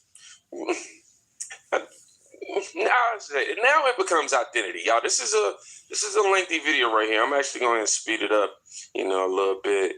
That way, y'all won't miss me for too long. I said I was done with the politics, right? But AOC just sat up here and said, "Oh, it's time for us to pull up to the South." First of all, you use a black lingo. Secondly, the South is the mecca of niggas, okay? The mecca of niggas. You obviously is someone who benefited from DEI because clearly you don't know American history. It went down in the motherfucking South. So you saying it's time for you know what happened to New Yorkers who go to Florida talking shit? Yeah. My thing is, you are in another person's country. I don't give a damn if you was born here. Only one group of people are true American citizens, if y'all want to be technical. I don't care if you're born here or not. You are of another ethnic group or whatever country your mama or grandmama come from, and you trying to fight Americans over their corporation or their country. Well, why don't y'all fight y'all dictators and y'all shit? If y'all got all this smoke for the American government, y'all should have the same smoke for the dictators and the people in y'all country. Right. Y'all are mad. Subscribe. You guys have it. Subscribe. Let's grow. My thing is, see, this is what we be talking about. Y'all use them people for 70 years. And I say y'all because you are part of that party. So you gonna take the hit too. Y'all utilize them people for 70 years and they do nothing for their community. But y'all, for the past 20 years or 30 years, y'all have dedicated all of y'all time and attention to people who migrated to America versus the very same loyal people that have been voting for y'all asses who have actual trauma in America. And you always talk about their trauma. They don't fuck with you. They don't. It's because deep down inside, America don't owe your community shit. You know that. That's why you keep on talking about Black Americans and Jim Crow, but y'all are the same party who started it. It wasn't the Red Party who started that shit. It was y'all. Did you forget? You're mad because y'all no longer have the South the way y'all did back in the days with slavery. That's what you're mad about. You're mad because the Black Americans have smelt the coffee. Oh, and also, considering what y'all doing, when y'all trying to migrate into Black American communities, and like I tell everybody, I don't discriminate, but all this is a Fendi fact. You just got to read and go do your research. Y'all migrate into Black American communities because they were the more vulnerable population. You utilize their trauma, their experience in America, and what happened to them dangling that carrot, and psychological and mental abuse and emotional abuse to the senior citizens like y'all doing right now by lying, saying that they're going to lose their voting rights when that's not what it is. Y'all are mad because y'all can't roll in random people from all across the world to vote inside of somebody else's country. And for the people who feel some type of way, name one country you can go to and you can get a job or get governmental assistance and not be a citizen. Name one. I'll wait. The comments will be open. I'll wait. Y'all preyed on the Black American communities to move y'all communities in. And what y'all trying to do is, and another reason why y'all want the South is because the South is the mecca of niggas. And the Black people in Alabama and Mississippi and all these other states, they're not going to allow y'all to come in and think y'all going to migrate all of y'all cousins from y'all countries. If you got so much to say, pay them out your check. If you want them here that bad, pay it out your goddamn check. These are not America's kids. This is not America's responsibility. And for all the other people who like to talk trash and all the Black people on the internet, how many of y'all lend y'all cousins and aunties and relatives $500 when they short on rent? You don't. But that's what's happening to Americans who pay taxes. Random people from all over the country get to come in, get free Medicaid and all that. How many times have your Black ass got Medicaid? I'm curious. Damn. Or food stamps. You probably only got $100. And meanwhile, in Chicago, allegedly, they've been giving people $3,000 a month. What? Out of your tax dollars. But as I stated, yeah, most of the Black Americans in the South own their land. They don't want y'all coming over there passing laws like y'all doing in Chicago to steal people land so you can build high rises for people from your fucking country. If you got an issue, listen, my thing is right. Everybody got somewhere to go back to. If y'all don't like how shit gets done, my thing is I would never, as an American, why in the fuck would I go to Puerto Rico to fight with Puerto Ricans or Jamaica or any other country and fight with these people over their shit? They don't owe me nothing. Oh, I work and pay taxes. Everywhere you go, you will work and pay taxes. They don't owe me nothing. What? Because I'm born there? No. That's not how it works. I can see if it's something detrimental, but y'all are mad because y'all cannot allegedly funnel money through the system no more. Y'all been caught. Y'all just got caught funding the Triple K. Having these people marching the streets, do crazy stuff. Coincidentally, ever since he got in the chair, motherfuckers been being found in trees. Fear-mongering. Y'all been doing this for years. Fear-mongering.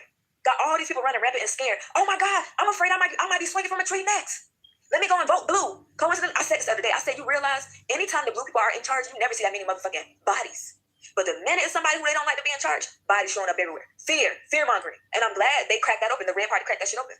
Because y'all favorite people, allegedly, pretty much, he said it wasn't even alleged. They got caught funding the Triple K, sending $3 million for them people to go out there and protest and do all kind of crazy stuff to scare y'all into voting for these people, bro. And my thing is, I can understand people don't get it, who migrate from other countries, because you're not even American. You don't even know true American history. So I can expect y'all to just not know. But if you're going to use Jim Crow and use the Black Americans' trauma, talk real shit. Talk about who founded it. Talk about who created all that. Talk about who started the Triple K. Talk about it. Talk about who just got caught funding the Triple K. Talk about it. I get sick of politics. It's not even I really don't care. But, like, pull up to the South. You think them people in the South with all that land want y'all to come down there and manipulate the laws so that way y'all can steal their land and you can build high rises for your people from your country? The South don't want to hear that shit. The South don't want to hear that shit. No, they don't. You can stay your ass right up there where you at with your cousins and everybody else and all the other people. I don't know what's going on, but and then they're trying to use this black lingo.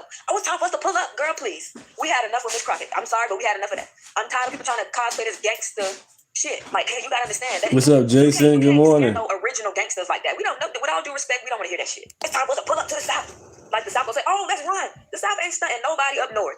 New Yorkers get their ass popped every time they go to the South. With all due respect. Like, come on, ain't nobody worried about that. If y'all fought for y'all countries the way y'all are fighting over America, y'all shit will probably be a better space. Y'all migrate to America and literally say fuck y'all own country and want to fight with Americans over their shit. What? And I get it. Some of y'all parents come here and drop y'all at 7 to 8 months. So that way y'all can do shit like this, but it don't work like that. It just don't. And I have so much fatigue from this BS. You know America don't owe y'all or y'all communities nothing. That's why you keep on using black Americans. And stop using us, damn it. Sell out somebody. You talking about the black people who know how these people are damaging their community, but they're not saying nothing because they want to keep their $100,000 and $400,000 checks? You want to talk about the black people who claim to be leaders? But I'm so confused. A sellout? Y'all are mad because the black Americans realized that y'all were only using them for the past 70 years, which is obvious. The lady got up here and literally told y'all how she stole some of the black indigenous Americans' funding and gave it to immigrants, and you mad because black Americans you mad because they're going conservative? What? You really think that these people owe you something? They feel entitled. That's why they're so mad. These are narcissistic and psychological sick beings. They feel entitled. They don't even feel like they got to work for your shit. They feel entitled. That's why they bullying y'all, even though they know why y'all not voting for them no more. This is why they're trying to bully y'all. Child, I'm done with politics. Folks, all I'm going to say is go do your own research. Yeah, I know it was talking real fast, but it's pretty lengthy, and I know I was going to miss y'all a little too much. But this clip right here, this is the political... This is the one that the political consultants hate, because she's not talking like somebody, read and approve talking points. She's talking like somebody who genuinely feels abandoned. Right now I'm having hunger pains. I need to give me some eat and drink. But before that, I say whether people agree or not with every word, that frustration is real in a lot of communities. See, Democrats keep assuming every black voter prioritizes ideology first. Meanwhile, a lot of regular people prioritize safety, money, housing, community. You know what? Hold on. 5 years ago. That's why some of these internet reactions hit so hard, because they, are unscripted. Some people say messy, emotional. Absolutely, but real. Real travels farther than polished speeches ever will. That's why clips like this keep spreading. People are starving for authenticity so bad. They're taking an angry rant filmed in a car over a perfectly rehearsed press conference. Just this past week, I saw, I don't remember which celebrity, but it was actually a celebrity, and I was like, I don't know if that's not necessarily a bad idea, but I'd have to think through it a lot. One of the things that they propose is black folk not have to pay taxes for a certain amount of time, because then again, that puts money back in your pocket. But at the same time, it may not be as objectionable to some people about actually giving out dollars. But obviously, then you start dealing with the different tax brackets and things like that. And that's one of the reasons that, we argue the reparations make sense, because so many black folk, not only do you owe for the labor that was stolen and killed and all the other things, right? But the fact is, like, we end up being so far behind, right? And so it's like, how do you bring forth people? Exactly. And so it's like, if you do the no tax thing for people that are already, say, struggling and aren't really paying taxes in the first place, it doesn't really exactly. They may want those checks like they got during COVID. Exactly. And this is where everything falls apart, because Jasmine Crockett accidentally says the quiet math out loud, right? She basically admits if people already don't make enough money to pay taxes, tax breaks won't help much. So maybe just send checks. Think about how insane that sounds politically, right? That's not empowerment, that's management. And that's the part turning people off. A lot of Americans, including Black Americans, don't want to be spoken about like permanent recovery projects. People want ownership, motion, stability, opportunity. Our politicians.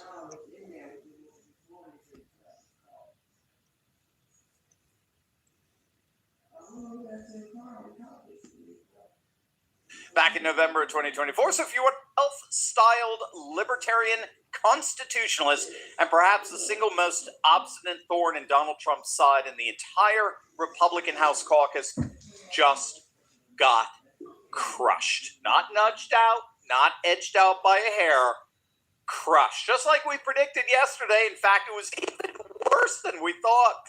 Stick them to the very end of this video because we're going to break down the devastating numbers, and then we're going to talk about what this result means for the soul of the Republican Party, for the MAGA movement, and for every libertarian purist who actually thought they could co-opt MAGA by blocking Trump. Sorry, the voters of Kentucky sent a message loud and clear. This is Trump's party. This is Trump Nation, and there's absolutely no going back. Hey gang, it's me, Dr. Steve, your Patriot Professor, enjoying yet another glorious day in the Trumpian golden age that you made possible back in November of 2024. So if you want a front row seat on how you continue to change the world in ways you never even imagined, you know what to do. Make sure to smack that bell and subscribe button. Also, watching videos like these is a great place to start, but the patriots who are actually building something are not doing it alone. The Courageous Patriots Club is our members-only community where you get weekly. Good morning, Robbie. Good morning. Name is Deunta. Welcome to the chat, everybody. Good morning. On-demand workshops, yes. uncensored MAGA, commentary. baby. You simply are not going to find anywhere else online. Scan the QR code on your screen and come join my exclusive club today. All right, let's dive right in here, gang. It was the most expensive House primary in American history, not just in Kentucky, not just for the year 2026. We're talking the single most expensive House primary ever.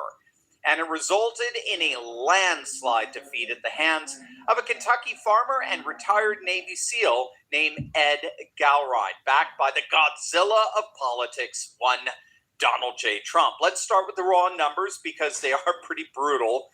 The final tally showed Gowright with 54.4% of the vote to Massie's 45.6%, a near double-digit blowout. And it gets even more devastating when you look at the geographic breakdown.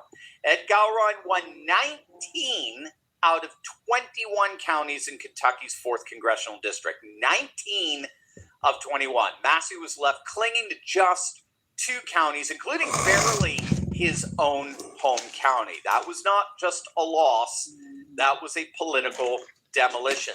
And this result wasn't a surprise to anyone paying attention.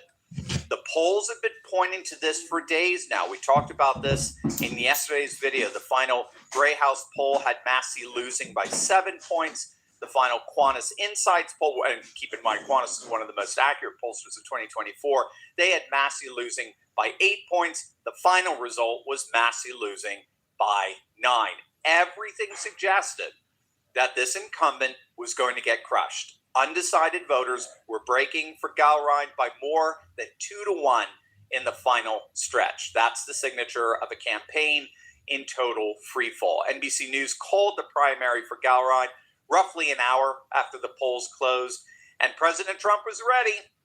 He immediately took to Truth Social to celebrate, posting a photo of Gowright in triumph, a fitting victory lap for a president whose endorsement has now become the single most powerful force in Republican primary politics. Now, what's so tragic in many ways here about this political fall of Massie is that it just didn't have to be this way. You know, he wasn't always this kind of obstructionist fringe figure. In many ways, originally, he inherited the mantle of consistent principled libertarianism from Ron Paul. He was a champion of MAGA as a representative of the more libertarian populist wing, a relatively small wing, but very committed, very organized, very politically engaged. And then he just turned. He became an anti-Trump, Epstein-obsessed Israel lunatic, anti-Israel lunatic, despite the fact that he tweeted about Epstein a grand total of 3 times in the entire decade prior to 2025.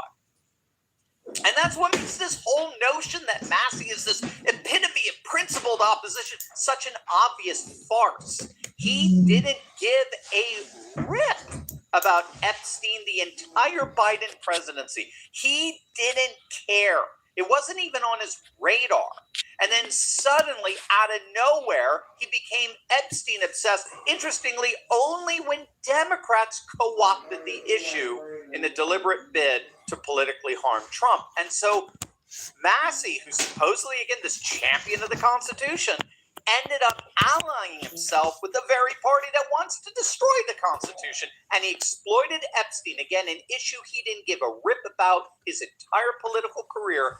He exploited this Epstein issue as his wedge issue. But the real nail in the coffin for Trump in the end was Massie's opposition to the One Big Beautiful Bill. That's when Trump said enough. I mean, this was Trump's this guy out of here. Domestic legislation encompassing tax cuts, border security, energy dominance. And Massie voted against it twice, once in its original House version and then in the Senate ratified version. And crying and shaving their heads, that fight. If Trump lost his signature domestic legislation, if it went down in defeat in Congress, that would have been politically catastrophic for Trump, and it would have been absolutely horrific for the MAGA movement. That's when I turned on Massie, if you want the full scoop here. I turned on Massie. I mean, how anyone could still be pro-Trump and pro-Massie is beyond me. I think that's cognitive dissonance at its worst, and I think you have to spin the situation to a level of absurdity I just can't follow. I know a lot of guys in politics and political activism who love Massie. I'm sure some of you may continue to be supporters. God bless you. But when you endanger the MAGA movement like that, when you endanger the MAGA movement at the same time Elon was piling on Trump and puking all over the BBB and threatening to start a third party, that's when I turned on Elon. That reaction was so ridiculously over the top. It was so completely uncalled for, totally irrational in the face of the existential threat that the Democrats pose to our nation, to completely lose perspective on that, to allow this issue or that issue to cause you to try to blow up the MAGA movement that was the only thing standing in the way of the Democrats' complete destruction of our nation.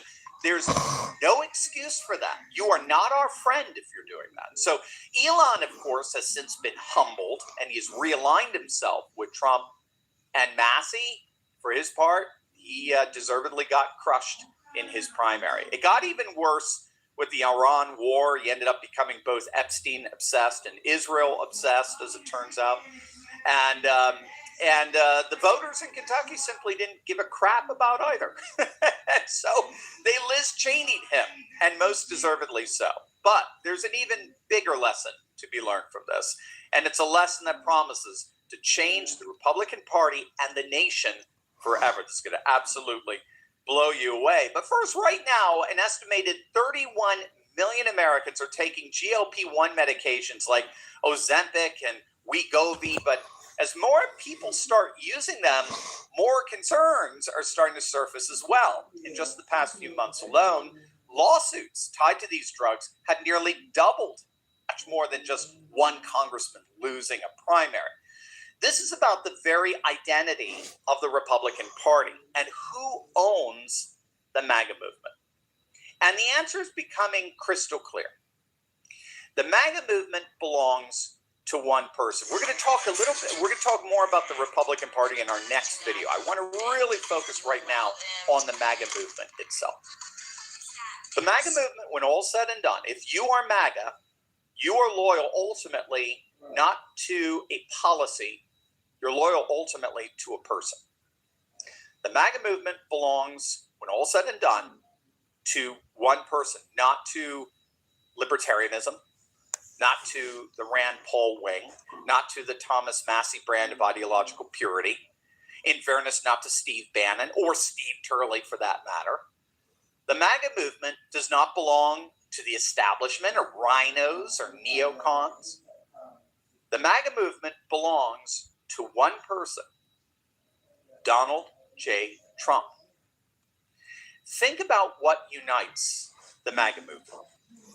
It's not classical libertarianism. It's not small government theory. It's not obsessive deficit hawk constitutionalism. It's not principled republicanism. It's not Epstein. It's not go along to get along establishmentism. It's not the far right. It's not the anarcho-populist. It's not any particular wing of the modern day center right. Thank you. What ultimately unites MAGA voters is Donald J. Trump, because they see Trump alone as most of all, God. It's all about God. Stand up, Jesus. and fight for them. Jesus. They see Donald Trump alone as the one man who will never abandon them. He will never betray them. It does not come down Come on, Brian, with the Epstein files, or man. policy. It's a Clinton It doesn't files. come down to Trump supposedly breaking his promise or failing to deliver. It comes down to the fact that Donald J. Well, I'm about Jesus, and this is the Lord's Prayer right here. I'm about Jesus, and I'm MAGA. So you can't speak for me. Nothing comment. Welcome to the chat. Trump has proven himself to be the one man who will stand up and fearlessly face any foe that seeks to destroy this country and fight on our behalf. Fight, fight, fight. If you don't understand that, I wrote a whole book on this called, interestingly enough, Fight. If you don't understand it, I'm sorry, you don't get MAGA. You don't get MAGA, you don't get the Trump phenomenon. Too many commentators, too many podcasters out there are ultimately advocates for a particular wing of the right, a particular sliver of MAGA. They're advocates for this issue or for that issue, this political paradigm or that political paradigm, a particular ideology, a particular political philosophy. And when MAGA overlaps with that, oh, they're so happy, they're all in, jolly, jolly. But when MAGA Davidson, thank you for saying that, Davidson. Brian knows that. He just trolling. They're the first ones, that's it, it's over. That's not the overwhelming majority of MAGA, but those are not the voters that showed up in Kentucky's 4th last night. MAGA voters are held together ultimately not by a policy, but by a person. Not by a faithfulness to an ideology, but a willingness to fight for what is good. They don't care about a message. They care about a man. And when that man points his finger at a politician he says is standing in his way to make America great again, MAGA voters get rid of him quick. That's why Donald Trump has an endorsement success rate of 97%. It's unprecedented, 97%. Trump fights for us, and we fight for him. That's the MAGA movement. And Tom Massie, Marjorie Taylor Greene, and Liz Cheney, Bill Cassidy, a growing number, once Republican faithful, they're all learning that when Trump fights for us and we fight for him, we win. Every single time.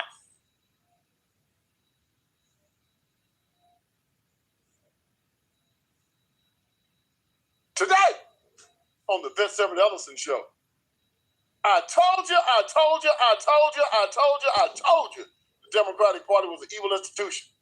I got them on tape saying they're in the dope game, sleeper cells, plants, lying, criminals.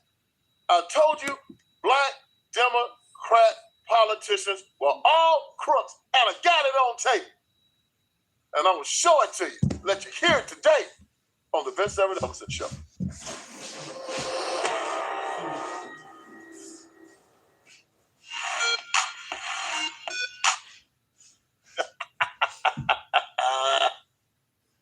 Okay. This lady by the name of, the name is Crystal Matthews. Crystal with a K. Crystal was called on. She's a South Carolina state representative. Crystal got the Democratic nomination in South Carolina to run against Senator Tim Scott back in 2022. This got past me, y'all, because I think I was busy doing other stuff. Maybe COVID was going on. I don't know. But I got a great brother-in-law. And my brother-in-law is one of these real brothers, okay? You got to be a real brother to be adopted into the Ellison family. We just don't let slackers come into our family. All my brothers-in-law are real brothers. You call them up, hey, man, you say, let's go put in some work. They don't even ask you no questions. They rolling with you, okay? That's all three of my brothers-in-law. Great guys, love them all, best people you ever met. But one of them gave me a call and said, hey, man, this is something you need to hear. I think I found the cheat code. This is their plan for the future. And my brothers-in-laws don't really, they ain't the type of guys just call you out the blue or send you something out the blue. If they send it to you, it's real, okay? It's some real stuff. So immediately when I saw it, I clicked on it. And I will be that gun. It was a tape of Miss Crystal Matthews on the phone with a brother at Perry Correctional Institution. This guy's name was inmate David Solomon Ballard. He was at the Perry Correctional Institution in South Carolina. She talking to this dude on the phone, and this ignorant heifer didn't know that penitentiary phone calls are recorded. Wow. And she's running for the U.S. Senate. On this phone call, this crazy woman is talking about getting dope money to run her campaign, putting sleeper cells inside the Republican Party to have Democrats run as Republicans, so Democrats can still get what they want. She's just wretched, but this is who they all are, and I'm gonna let you hear it here. Some secret sleepers, like we need them to run as the other side, even though they for our side. And we need them to win. We need people to run as Republicans in these local elections. And this is the only way you're going to change the dynamics in South Carolina. We can battle them in public all day. As long as we know we're working for the same goal, for me, I feel like, y'all, we need sleepers. When we get enough of us in there, we can wreak havoc for real from the inside out. Then we can flip some from the inside out. We got to take back some of these seats, especially in these local elections. We need a group of sleepers. I still got to struggle to raise money for my campaign. Where the fuck is Subscribe. If you guys haven't already, subscribe. There we go. Where the duffel bag boys? Find you somebody from your family that don't even know you donating to my campaign and put that under their name. Honestly, these ain't the same type of black people that I grew up around. I don't recognize these black guys. So because I don't understand the type of black that they are. Now, can I talk intelligently? I can move in all kinds of circles, but I love black people. I feel safest around my people. I'm very much in a lot of ways, but I know how to turn it off and turn it on. I know how to be in certain spaces. You gotta be able to turn it off and turn it on. We need some folks that can wear all black at night and take their yard signs down when they sleeping. We ain't gotta make a bunch of noise about it. We ain't gotta We ain't gotta go live about it. Just don't say just like when somebody drop money and you pick it up. But they're gonna say that's racist right here. They're gonna say that's racist. Watch. Thanks for stopping by, you guys. This is amazing to chat. It's amazing, chat. Didn't I tell you? I told you.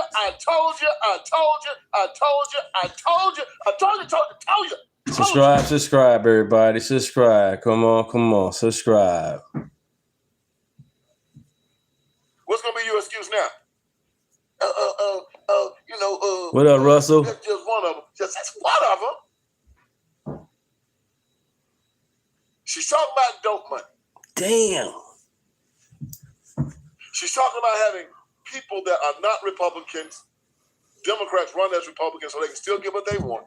We talked about the rhinos. I told you. What I told you about the log cabin Republicans. Didn't I tell you? I told you they were plants in the Republican Party to water down conservatism. I told you about these pro-life Republicans. I told you about the Republican Party getting too cozy with the left and the LGBTQ community. I told you about it. I told you that these people were Marxists and that the reason why they wanted to defund the police so they can sell dope on the street and that the dope money came back to them. I told you that the demise and the depredation in the black community is not by accident. It is by plan. What you gonna say now? Visit online. Visit on tripping. Are we talking about the Democrat Party in the dope game? Are we talking about the Democrat Party? No. Now you see, don't you? And here it is. Here's the sad thing. No matter what I tell some of y'all, you're not going to ever believe it. It's cognitive dissonance to the nth degree. You are lost. And Jesus Christ said that when you run into such people, what do? Simply shake the dust off your feet. Shake it off. Yep. And it's a shame. It is a crying shame. And Taylor Swift had a little song that said, shake it off. We're going to just shake you jumpers off.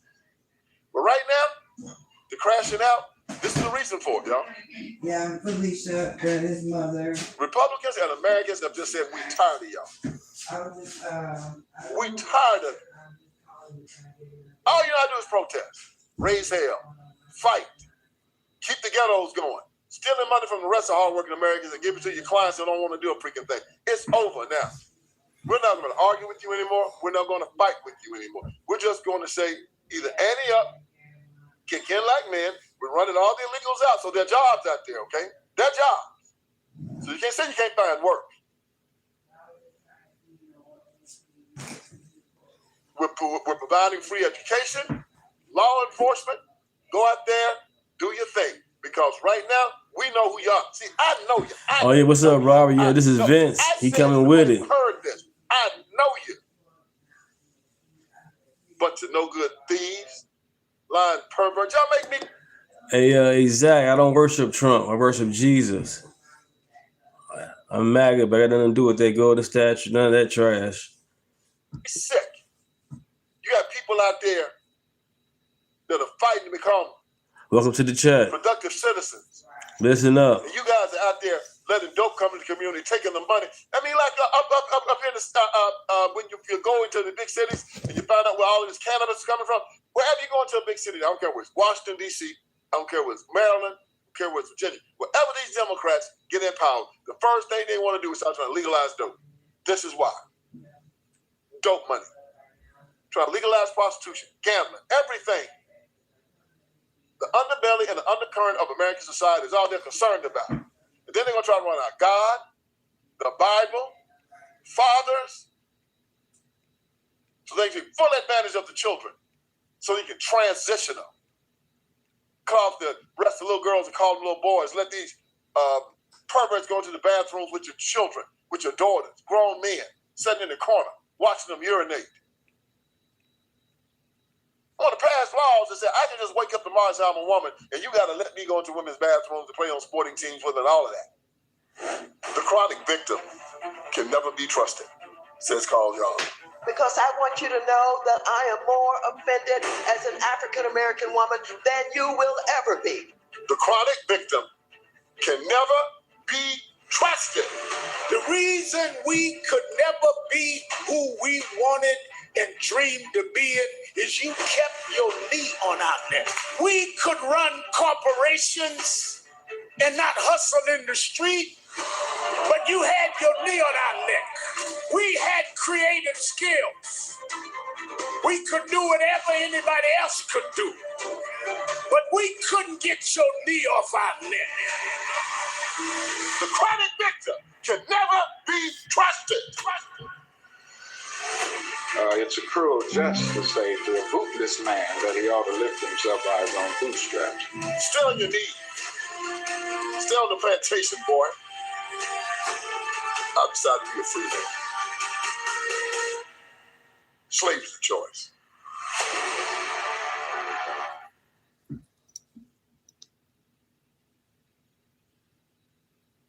My people, this is an evil institution full of evil people. The Black community is waking up, and I think the rest of America is waking up also. And they're waking up because of people like me. Yes, we're on the front lines every day trying to warn y'all about these savages. Yes, we are. He's known, Zach Hamilton, known for trolling other channels. My brother-in-law sent me this. Good man, I appreciate you, bro. No, he a Democrat. Keep sending it. Because as long as you got these no good, dirty Democrats in our country, they are going to try to destroy. We want to put them in a position where they are the permanent minority. You sure talk like a We want liberal. to put these Democrats in America the way they got the Democrats in South Carolina, where, they're afterthought. Where they have them down in Mississippi, where they can pass anything without them voting on it. Like they have them down in Alabama. Yeah. Well, how they have them down in Florida, how they have them in Texas. This is why these places are booming. Don't you understand this? Wherever Democrats are in a majority, people are leaving in droves. They're leaving California now. Beautiful California. Mom Donnie got them leaving New York City, all coming down south. Coming south. Coming to where the racism is. Oh, they come to the most racist area in the United States of America. Yeah, that's where they're coming. Thanks, bud. You know him better than me. Florida, South Carolina, Tennessee, Texas, Mississippi, Alabama. You know why? Because we're running these Democrats out. We're cutting up their districts. We're taking away their power. And we're telling black people, if you want a black district, Get him out of here. Vote him out of here. Vote him out. black, Vote him out. simply vote Republican. And we'll give you as many black districts as you want. But black isn't what you're interested in. You want your districts to be Marxist, Democrat, Communist, enclaves. It's not about color, it's about political power.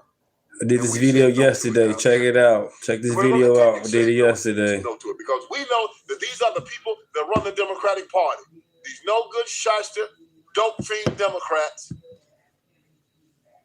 Bunch of liars, bunch of perverts, bunch of psychopaths, bunch of anti-Christian bigots, bunch of thugs, hoes, and rappers. And we caught them on film again. Caught them on tape again. Caught them telling everybody again just how horrible and terrible they are. And the rest of y'all out there, you clowns who call yourself men, you effeminate males, you're going to try to explain it away. Can't explain this away, dog. So I tell you what, vote for them now. I'm going to know exactly who you are, okay? Vote for them now. We're going to know you're just as crooked and just as corrupt as they are. So I'm going to keep bringing you this good information. I'm going to keep breaking it down. I'm going to keep slapping you in the face with truth because I'm here to whack you up. And I hope I did you some good here today. So join me again for another edition of the Vince Everett Ellison Show. I'm April Chapman. And I'm Vince Everett Ellison. There's a victim narrative in the United States of America that says you have no control over your lives, no control over your agency. And they're basically saying that you're an animal, you're a slave. I don't believe that. I don't think it's ever been the case. As an heir of Jesus Christ, as a child of God, I cannot be oppressed. I cannot be a victim. I do not think I am, nor do I think the Indian American ever has been, or any person. Even when it comes to slavery, I believe, and I think they will hold true, that slavery was a choice. You know how I know? Because people are choosing to be slaves now. So I'm making a documentary to debunk the myth that any human being or any American is held under bondage without their permission, even if they have to kill or give their lives to be free. Freedom is a choice, and slavery is a choice also. We're asking you to partner with us. We are here. We have begun filming Slavery is a Choice, and it's an incredible documentary that outlines Vince's.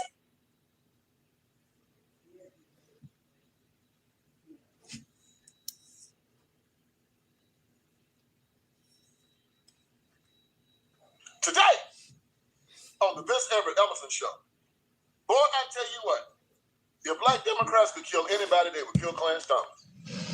Clarence Thomas is the most consequential black man probably in the history of the world. And he is changing America for the better. But I got to let you know. You had black people in the South fighting against, remember the Civil War? That's what the Civil War was about.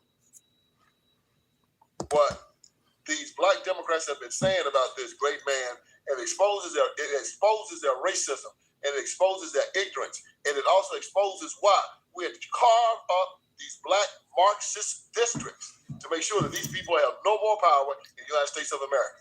We're going to talk about Clarence Thomas and his ultimate revenge of all of these no-good Marxists today on the Vince Everett Ellison Show. Let's get this thing started. Man, I'm going to tell you what. If you want to talk to some ignorant jokers, you talk to black people that consider themselves to be Democrats. I mean, like the hardcore ones, not the ones that, kind of flip-flop and go this way or that. No, the ones that I vote blue, no matter who. I'm a Democrat. I don't care what nobody say. These jokers are so mad that the Supreme Court has taken the power away from black Marxists to be in power just because they're black, that they have lost their ever-loving minds. And the person that they hate more than anybody behind all this is not Chief Justice, I'm sorry. Yeah, I wish he was, but he's not. Justice Clarence Thomas. D.L. Hughley made some statements about Clarence Thomas. And this brother is reacting to D.L. Hughley's statement. In this person's reaction and in D.L. Hughley's rant about Clarence Thomas, you're going to see, it's going to give you a window into the workings of an ignorant black Democrat. It's going to show you they're racist, they're simple-minded, and they're cruel. And it lets you understand why these people can never, ever have power in government. Because they are irrational. They care nothing about the Constitution and law, logic. It's all hate and envy and victimization. And the chronic victim can never be trusted, says Carl Young. So listen to what this brother says about Clarence Thomas, about him marrying a white wife, about because of this, how he should be ostracized from the black community because of his white wife and how he voted. You see it here. D.L. Hughley, folks, is talking about Clarence Thomas, one of the people on this planet I despise so bad.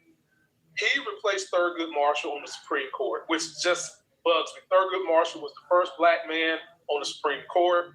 He helped get landmark stuff done, upholding law that was voted. And Clarence Thomas is a black dude who wants to assimilate so bad to white people. I'm surprised he ain't went in there and bleached his skin white yet. He's married to a white pumpkin that has hair. And anytime there's something that can uplift minorities, women, and black people, Clarence Thomas votes against it. Now, make no mistake, folks. People always like to call these type of black dudes Uncle Toms, when at the end of the day, folks, Uncle Tom sacrificed himself for two black women at the end. Clarence Thomas ain't never Now gonna do y'all that tell the shit. truth Like now. I said, he married. Now you want to tell the truth now about I'd be it. surprised Really? if the black people in his family still own up to him. But anyway, take a look at what my boy D.L. Hughley had to say. Now, what's that illuminating? Yeah, that ignorant joker right there is the average black Democrat in America right now. That ignorance, I almost said something, I'm sorry, right there. Now I want you to listen to what D.L. Hughley said about Clarence Thomas. You can see it here. Weigh in. Right, Clarence bud. Thomas, I think, is MAGA's Martin Luther King. Every single thing that Martin fought for, Clarence helped he wrote. Everything. He helped. He's impactful in women losing autonomy of their body, overturning Roe versus Wade. He is impactful in helping the Voters' Rights Act be gutted. They picked the right guy. They picked a guy who had a disdain for his people, who would manifest it in judicial decisions. I used to think that the most consequential black man in America over the last 50, 60 years was either Martin Luther King or Barack Obama. But every single thing that they fought for, that they wanted, he's helping to erode. Every single thing. All the progress that they helped fight for, he is helping to take back and doing it gleefully. You can always count on him being, he's so conservative. Other people look at him and go, damn, you're conservative. I think that when you look at what has happened and what has happened in his tenure, particularly this last iteration of his tenure, it has been devastating, and he's gleefully done it. Martin marched. Clarence set. And they both helped change the world. Everything he did, he took back. It's a little note from the GED section. Got Jazz Report coming up in 15 minutes. It's the D.L. Hughley Show. Now, a lot of what D.L. just said is true. He's right. Clarence Thomas is more powerful than Martin Luther King Jr. He's more powerful than Barack Obama. He is the most powerful black man probably in the history of the world because he is dismantling everything them two Negroes did, and I support all of it. Glory, hallelujah. Dismantle it all. Because they've led us to the bottom of every socioeconomic statistic in America or in the industrialized world. What are you celebrating? That we're at the bottom? Oh, you celebrate 65 million abortions? 25 million of them black? You celebrating the fact that in some big cities, black women abort more than their children in their habit? You celebrating the fact that about 80% of black children are born without fathers in the home? But the black community is so dysfunctional that everywhere you put us in astronomical numbers, we kill each other. You want to talk about white supremacy, but about 90% of all crime done against black people are done by black people. So how the hell is it white supremacy when we killing ourselves? We are selling dope to our community. When we are destroying our white supremacy. You go into a black ghetto, you won't see a white conservative anywhere. If it is some white supremacy, it's about white liberal supremacy, because white conservatives don't have anything to do with a bunch of ignorant people, especially ignorant black people. Yeah, I don't want to have nothing to do with you. I'm a black conservative. Not really fighting and raising hell all day. Can't turn on Instagram without the shit. You say, man, I'm embarrassed. First thing you want to see when you go to a foreign country, to a place where there's not a lot of black folks, is let them know, man, I'm not like this. No, that's not me. Don't get me confused. So they're mad also because, the Alabama, and they took the Alabama district to the Supreme Court. Clarence Thomas just ruled that was got to be chopped up too. So go, Clarence. Go. Hit them in the eye. Don't stop. Beat them till their heart stop beating. Because if you leave these suckers alive, they're coming back. Shaka Zulu said, never leave an enemy alive. Between Clarence Thomas and Donald Trump, we should be able to put the proverbial stake through the hearts of the Democratic Party forever. Chris Rock talked about this. I don't know, you young people might not have saw this. Chris Rock had that skit that he loved black people, but he hate N-words. You can see it here. Who's more racist? Black people. Like a civil war going on with black people. And there's two sides. It's black people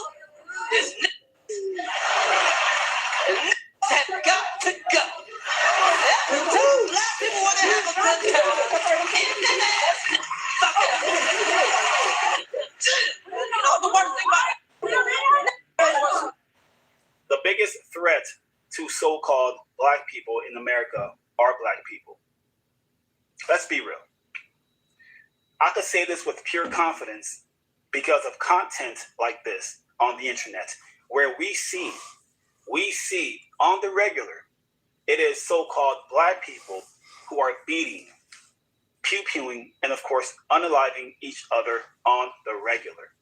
This does not happen by the opposite, meaning you do not see content, whether it's online or offline, of so-called white people in America beating, pew-pewing, and unaliving black people commonly. It does not exist. The opposite does exist. If I walk into a so-called black neighborhood or community, I am risking my life. I am. I could be robbed, pew-pewed, and of course, unalive me. This is just the truth. So it is safe to say that black neighborhoods in America are the real sundown towns for so-called black people in this country. It's just the truth, man. Black people's biggest threat in America are not so-called white people, but black people. Prove to me that I'm wrong. I'm from Chicago. He is not lying. Period. I'm from the west side at that. 43. I seen it. This brother talking about Clarence Thomas, you know I see him as the N-words, right?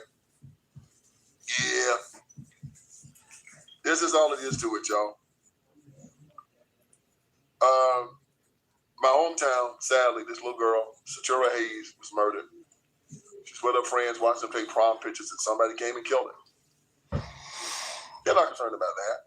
They're not concerned with the 500,000 murders that have been in the black community since the civil rights movement. They're not concerned about the over 20 million abortions. They're not concerned about the destruction of the family and the millions of black men that have gone to jail. They don't care anything about that. They care about keeping their positions of power in the state houses and the Congress. They care about you. You know, if they cared about you, they would say, look, man, we're tired. We don't know what we're doing. You know, it's like the guy trying to fix his car engine. He just finally goes, what up, Pluto boy? Look, man, come. Hey, man, call a tow truck. Thanks for being in the chat, Pluto. But then you got this one fool that be fixing on the engine for 5 years, never fix it. And his wife tells me, you need to call somebody. Shut up, I don't know.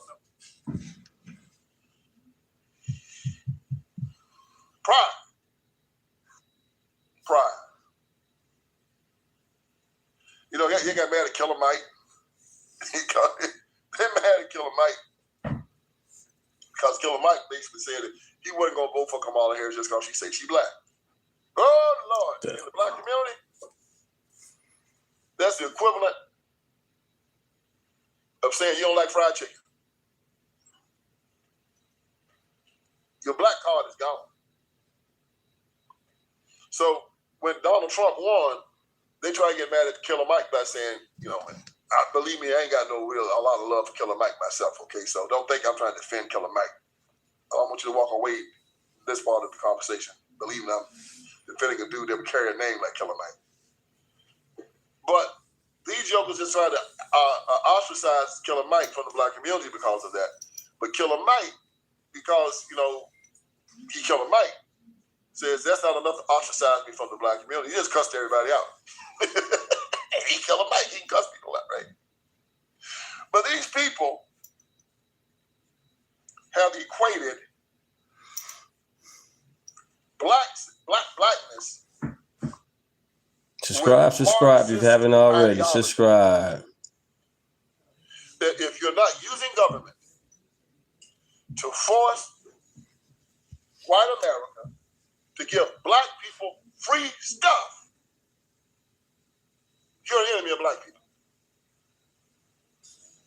If you're not using the government to force the electorate to put black faces into positions of power, it doesn't matter if they're competent or not, as long as they got black face. If you're not using the government for that, you're an insurgent. You're a sellout. It's all about the black. It ain't about black people, because if that's the case, they like Clarence Thomas. He goes, Clarence Thomas is black. No. It ain't about black. They lied when it's about black. It's about black Marxism, black Democrats, black atheism, black Satanism, black being able to murder and kill and maim and destroy the United States of America. If it was about black, they love Clarence Thomas. Clarence Thomas was black. Well, you talk about a young man married to a white woman. Ketanji Brown Jackson married to a white man. They say nothing about that. You know why? Because she's a black Marxist. Damn.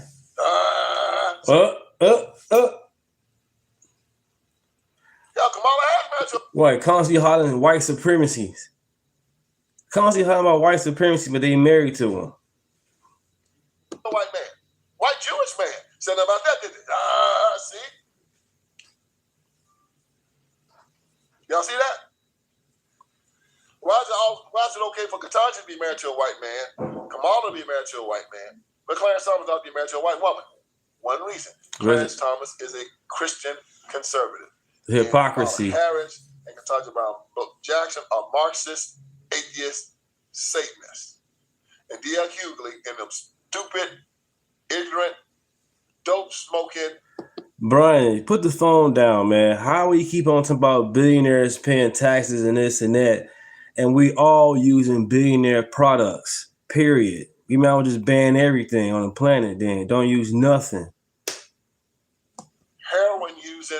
Think about it, Brian. Smoking, ignorant, violent, black folks in the ghetto. Stop using their product. Tissue, water, whatever you could think of. Everything's owned by a billionaire or a trillionaire.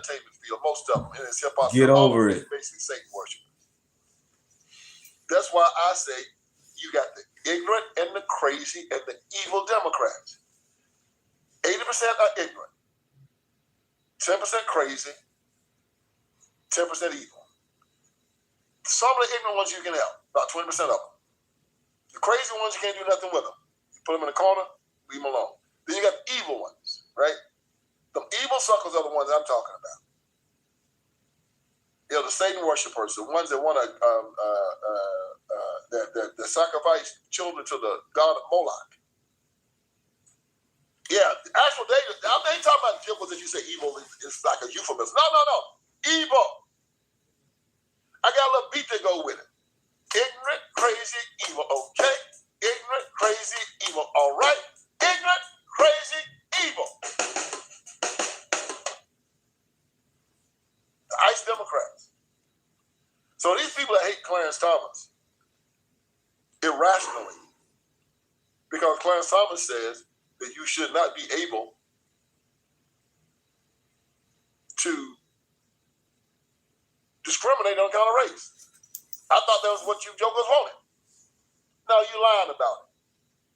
You were using that as a way to discriminate. You don't want to end discrimination. You want to control discrimination.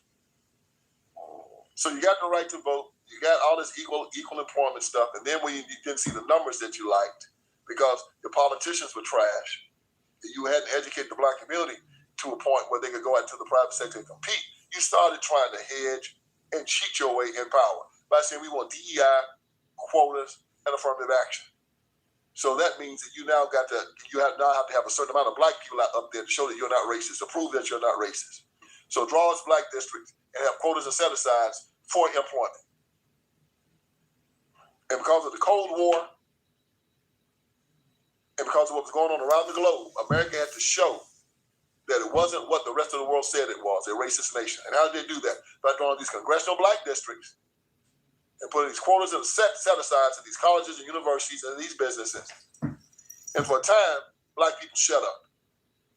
And then the country started seeing that these black people they had installed in these places were Trojan horses, Marxists. They were actually sitting in government. They were sitting in businesses, universities, and colleges and destroying them. What, Americans? And the hand was writing on the wall. And Supreme Court finally said we got to pull these jokers out because they're not American.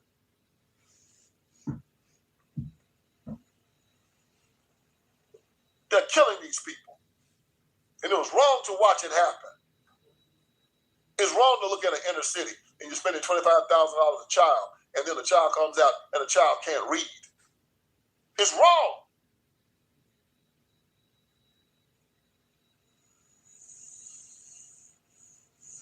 It's a crying shame. And you people do it over and over and over again. The chronic victim can never be trusted, says Carl Jung. Because I want you to know that I am married, okay? Like this guy did. Guy getting kicked out. These guys took their talent and bought some crack cocaine with it and smoked it. They didn't even buy the dope to sell on the street and make some money off of it. They took their talent and took it to the whole house and took it to the crack man and was sitting there with the pipe in their mouth. When the boss came back and said, hey man, tell me what you did with that talent I gave you. Well, what talent? Damn. I'm smoking that talent.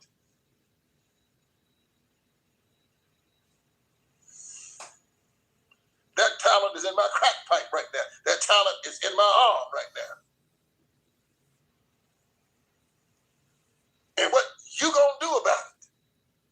So Supreme Court walks up to these guys and says, hey man, we done gave you $32 trillion since the Great Society. We let you have these communities, we spend all this money on education. $trillions on education. $trillions law enforcement. $trillions on this, that, and the other. Show me what you got. Well, the black community is worse off than it was before you gave it to us. Damn. How the hell can we spend $100 trillion and you worse off? Well, we did it. Going to the community, family broke up. Schools no damn good. All the industry gone. Graffiti everywhere. Houses tore up. Jokers in the penitentiary.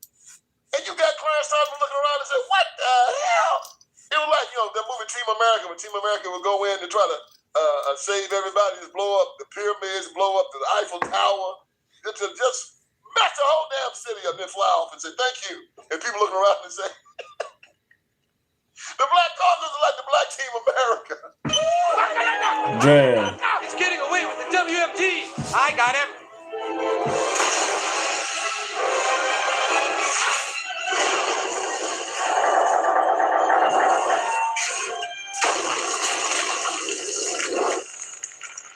Damn, I missed him. Sarah, he's got the bomb. You got to fix it. I got him, Carson. He's heading for the loop. Your plans are over.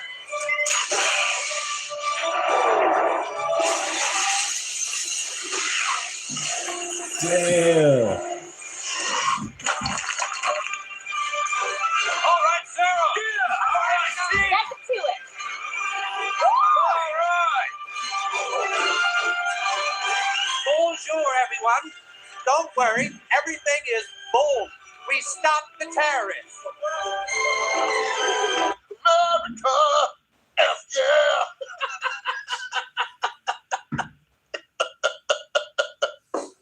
Here to say, oh boy, they were the terrorists. The terrorists said, we ain't got to go to the inner city, man. You know the terrorists have mentioned the inner city. He ain't mentioned the inner city because the Democrats are the terrorists. They said, we don't need to go there because they're blowing it up. Yeah, man. And then you try to be mad at Clarence Thomas because he's trying to stop that. Clarence Thomas walked in and said, okay, let me look at the ledger. Over the last 50 years, we've given you guys approximately $100 trillion. Let me see what you've done with it. Man, what the hell? How could you say, what did y'all do? Yeah, we just partied, man. Having children we couldn't take care of, and drinking, smoking, not working. We just took that money and just effed it up. That's what we did, man. What can we do? Well, you ain't getting no more. That's what. We're going to put this under new management. We're taking it all back. You're a racist, man. You're a racist. You're a racist. Boy. White folks got more patience than I got. I mean, when I saw how them jokers showing out at the Tennessee State House, Justin Pearson all up in that Sergeant Arms face, that Sergeant Arms should have beat the hell out of him. He should have pulled out his billy club. He should have maced him first. Then he should have tased him. Then he should have just went to town on him. I wish I'd been up in the State House that day. I lived in Tennessee. My daddy got a house. I might go and run for the State House in Tennessee. I hope Justin Pearson wins so I can be up in the State House with him. Anyway, I'm sorry, y'all. I went to a place I shouldn't have gone right there. But let's talk about my man, Clarence Thomas. Clarence, I want you to know, you're my hero. You stood strong. We put you there to do the job that you've done, and you have not just.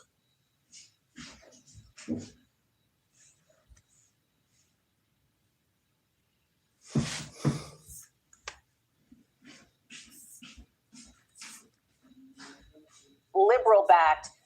Former President Obama endorsed. Third term in a row, the Democrats have sent us a female to run for the governor of Georgia. The Democrats, for the third time, Stacey Abrams twice, and now they're sending us Keisha Lance Bottom, the same woman that tucked her tail and ran after being mayor of Atlanta for 4 years. She could not stand the heat, so she ran to Washington to work for Joe Biden. Keep in mind, Atlanta only has a population around 500,000 people. The state of Georgia has a population around 10 to 11 million. She couldn't handle 500,000. She ran. And now she want to run for governor of Georgia? No, lady. Yeah, you're going to be the nominee for the Democrats, but you don't have a chance in hell to beat the Republican nominee. I don't care about who it is. Or a race that we wouldn't normally be getting into the nuts and bolts on, but here we are, Georgia Supreme Court, the projected winner in one of several races up in the Georgia State Supreme Court, Sarah Warren here over Jen Jordan. Warren, conservative-backed, Jordan, liberal-backed. Former President Obama endorsed Jordan as she did not pull it out in this race. And so this is not necessarily a shocker, but Supreme Court in Georgia. It is more conservative leaning.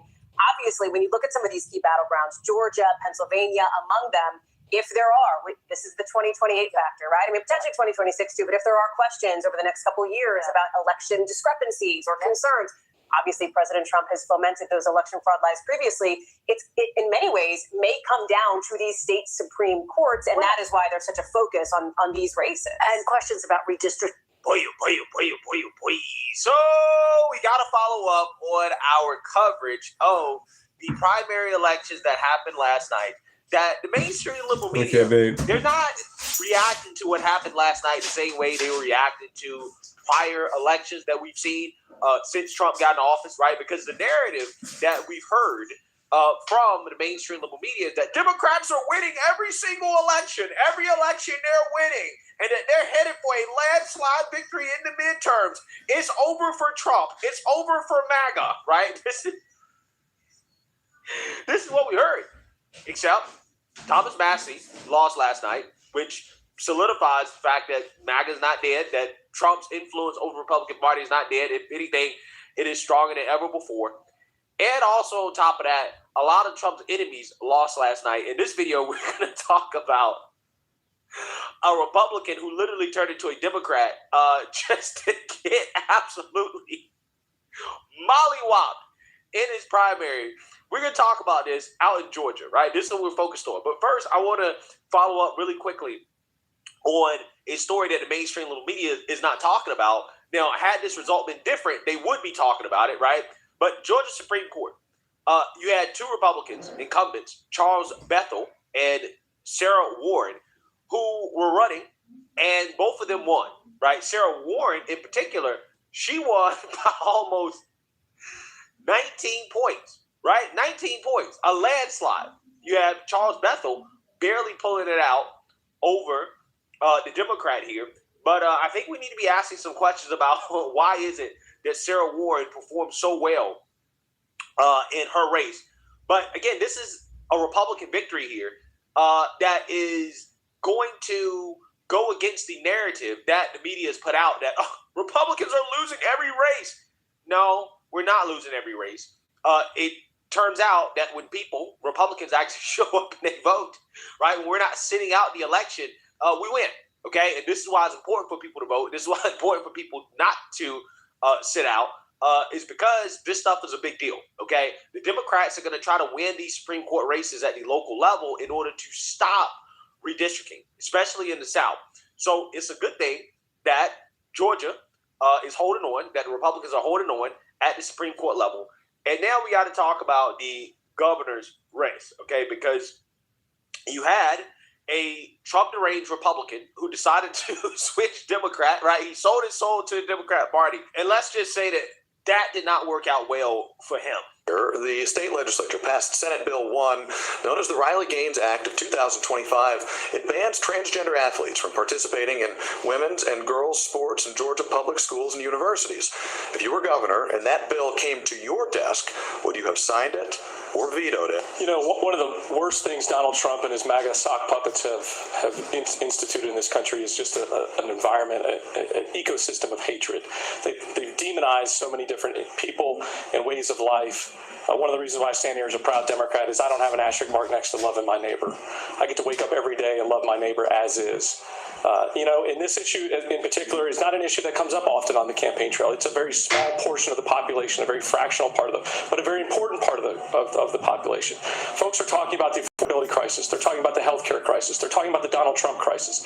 That's the heat map of concerns amongst Democrats, independents, and yes, even this batch of disgusted Republicans that are showing up that are hopefully going to support us in this campaign so that a Democrat for the first time in nearly 30 years is able to win this governor's race.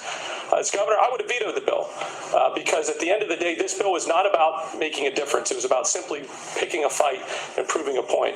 I think at the end of the day, this conversation needs to be had in small circles, in communities, and not sitting at the legislature trying to worry about their next bail piece in a campaign. Out front to Jeff Duncan. He's running as a Democrat in the race for Georgia governor. Now, anyone watching this show will remember Duncan.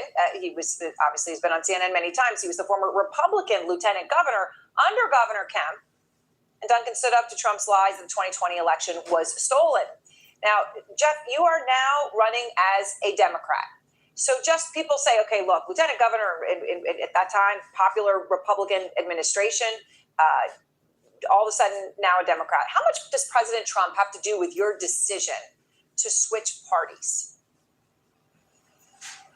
It's certainly part of it. I mean, the sitting president trying to steal an election as a statewide elected official like I was, certainly is part of it. But I think it's the toxic, corrosive leadership style that's spread like an infection across all Republicans in all circles. It's really just been an unfortunate series of missteps by them. And I think as I travel around the state running for governor as a proud Democrat, folks are wanting to talk about issues that Donald Trump and other Republicans aren't talking about. The affordability crisis, the healthcare crisis, and yes, the Donald Trump crisis, which even Republicans agree is a crisis at this point. So you're one of the main Democratic candidates for governor in Georgia. Obviously, it's a very crowded field. We've just got early numbers coming in. Obviously, Keisha Lance Bottoms is way ahead on these early numbers, 66%. You're on the board there. Trump has called you out as a failed former lieutenant governor. He's called you a total lightweight. He's called you a total loser, all of which is obviously consistent with things, words he uses to describe opponents or people who've challenged him. Has that helped you out at all in this race? Yeah, everywhere I go, I get, pats on the back, thanks for your courage to stand up to Donald Trump. And the reality is almost everybody that I meet would have done exactly the same thing. Most people don't wake up wanting to tell bold-faced lies about an election. Tesla has paid billions in cash taxes globally. Or try to steal an election, or be willing to embrace conspiracy theories that make no sense. And so that's certainly been part of the story. But I think it's also about we all need to have more political courage in this tough moment. I mean, Donald Trump is the worst decision this country's ever made, and even Republicans are figuring that out firsthand. And so we've got to have honest umpires that show up and be able to call balls and strikes, right? In Georgia, expanding Medicaid is a must. Republicans have lost the narrative. I was on the other side of this argument for a number of years, and I was wrong. The same with affordability crisis. We can no longer demonize poverty. We've got to figure out ways and solutions to wrap our hands around folks that are in need of help. And the list goes on and on and on. Look, Donald Trump is not making a decision that helps a single Georgian, no matter what your political party is. Hilarious. Absolutely hilarious. clown who literally sold his soul to the Democrat Party. And the reason why you know that he sold his soul is because just pay attention to his answer on the litmus test of politics, right? Which is, what do you believe about biological boys competing against biological girls in sports? And this dude tried to make it about Trump. He tried to make it about hatred, bigotry. He basically answered the question like a Democrat instead of like somebody with common sense, right? So it should show you that this dude sold his soul. If he was still a Republican, we know how he would answer that question.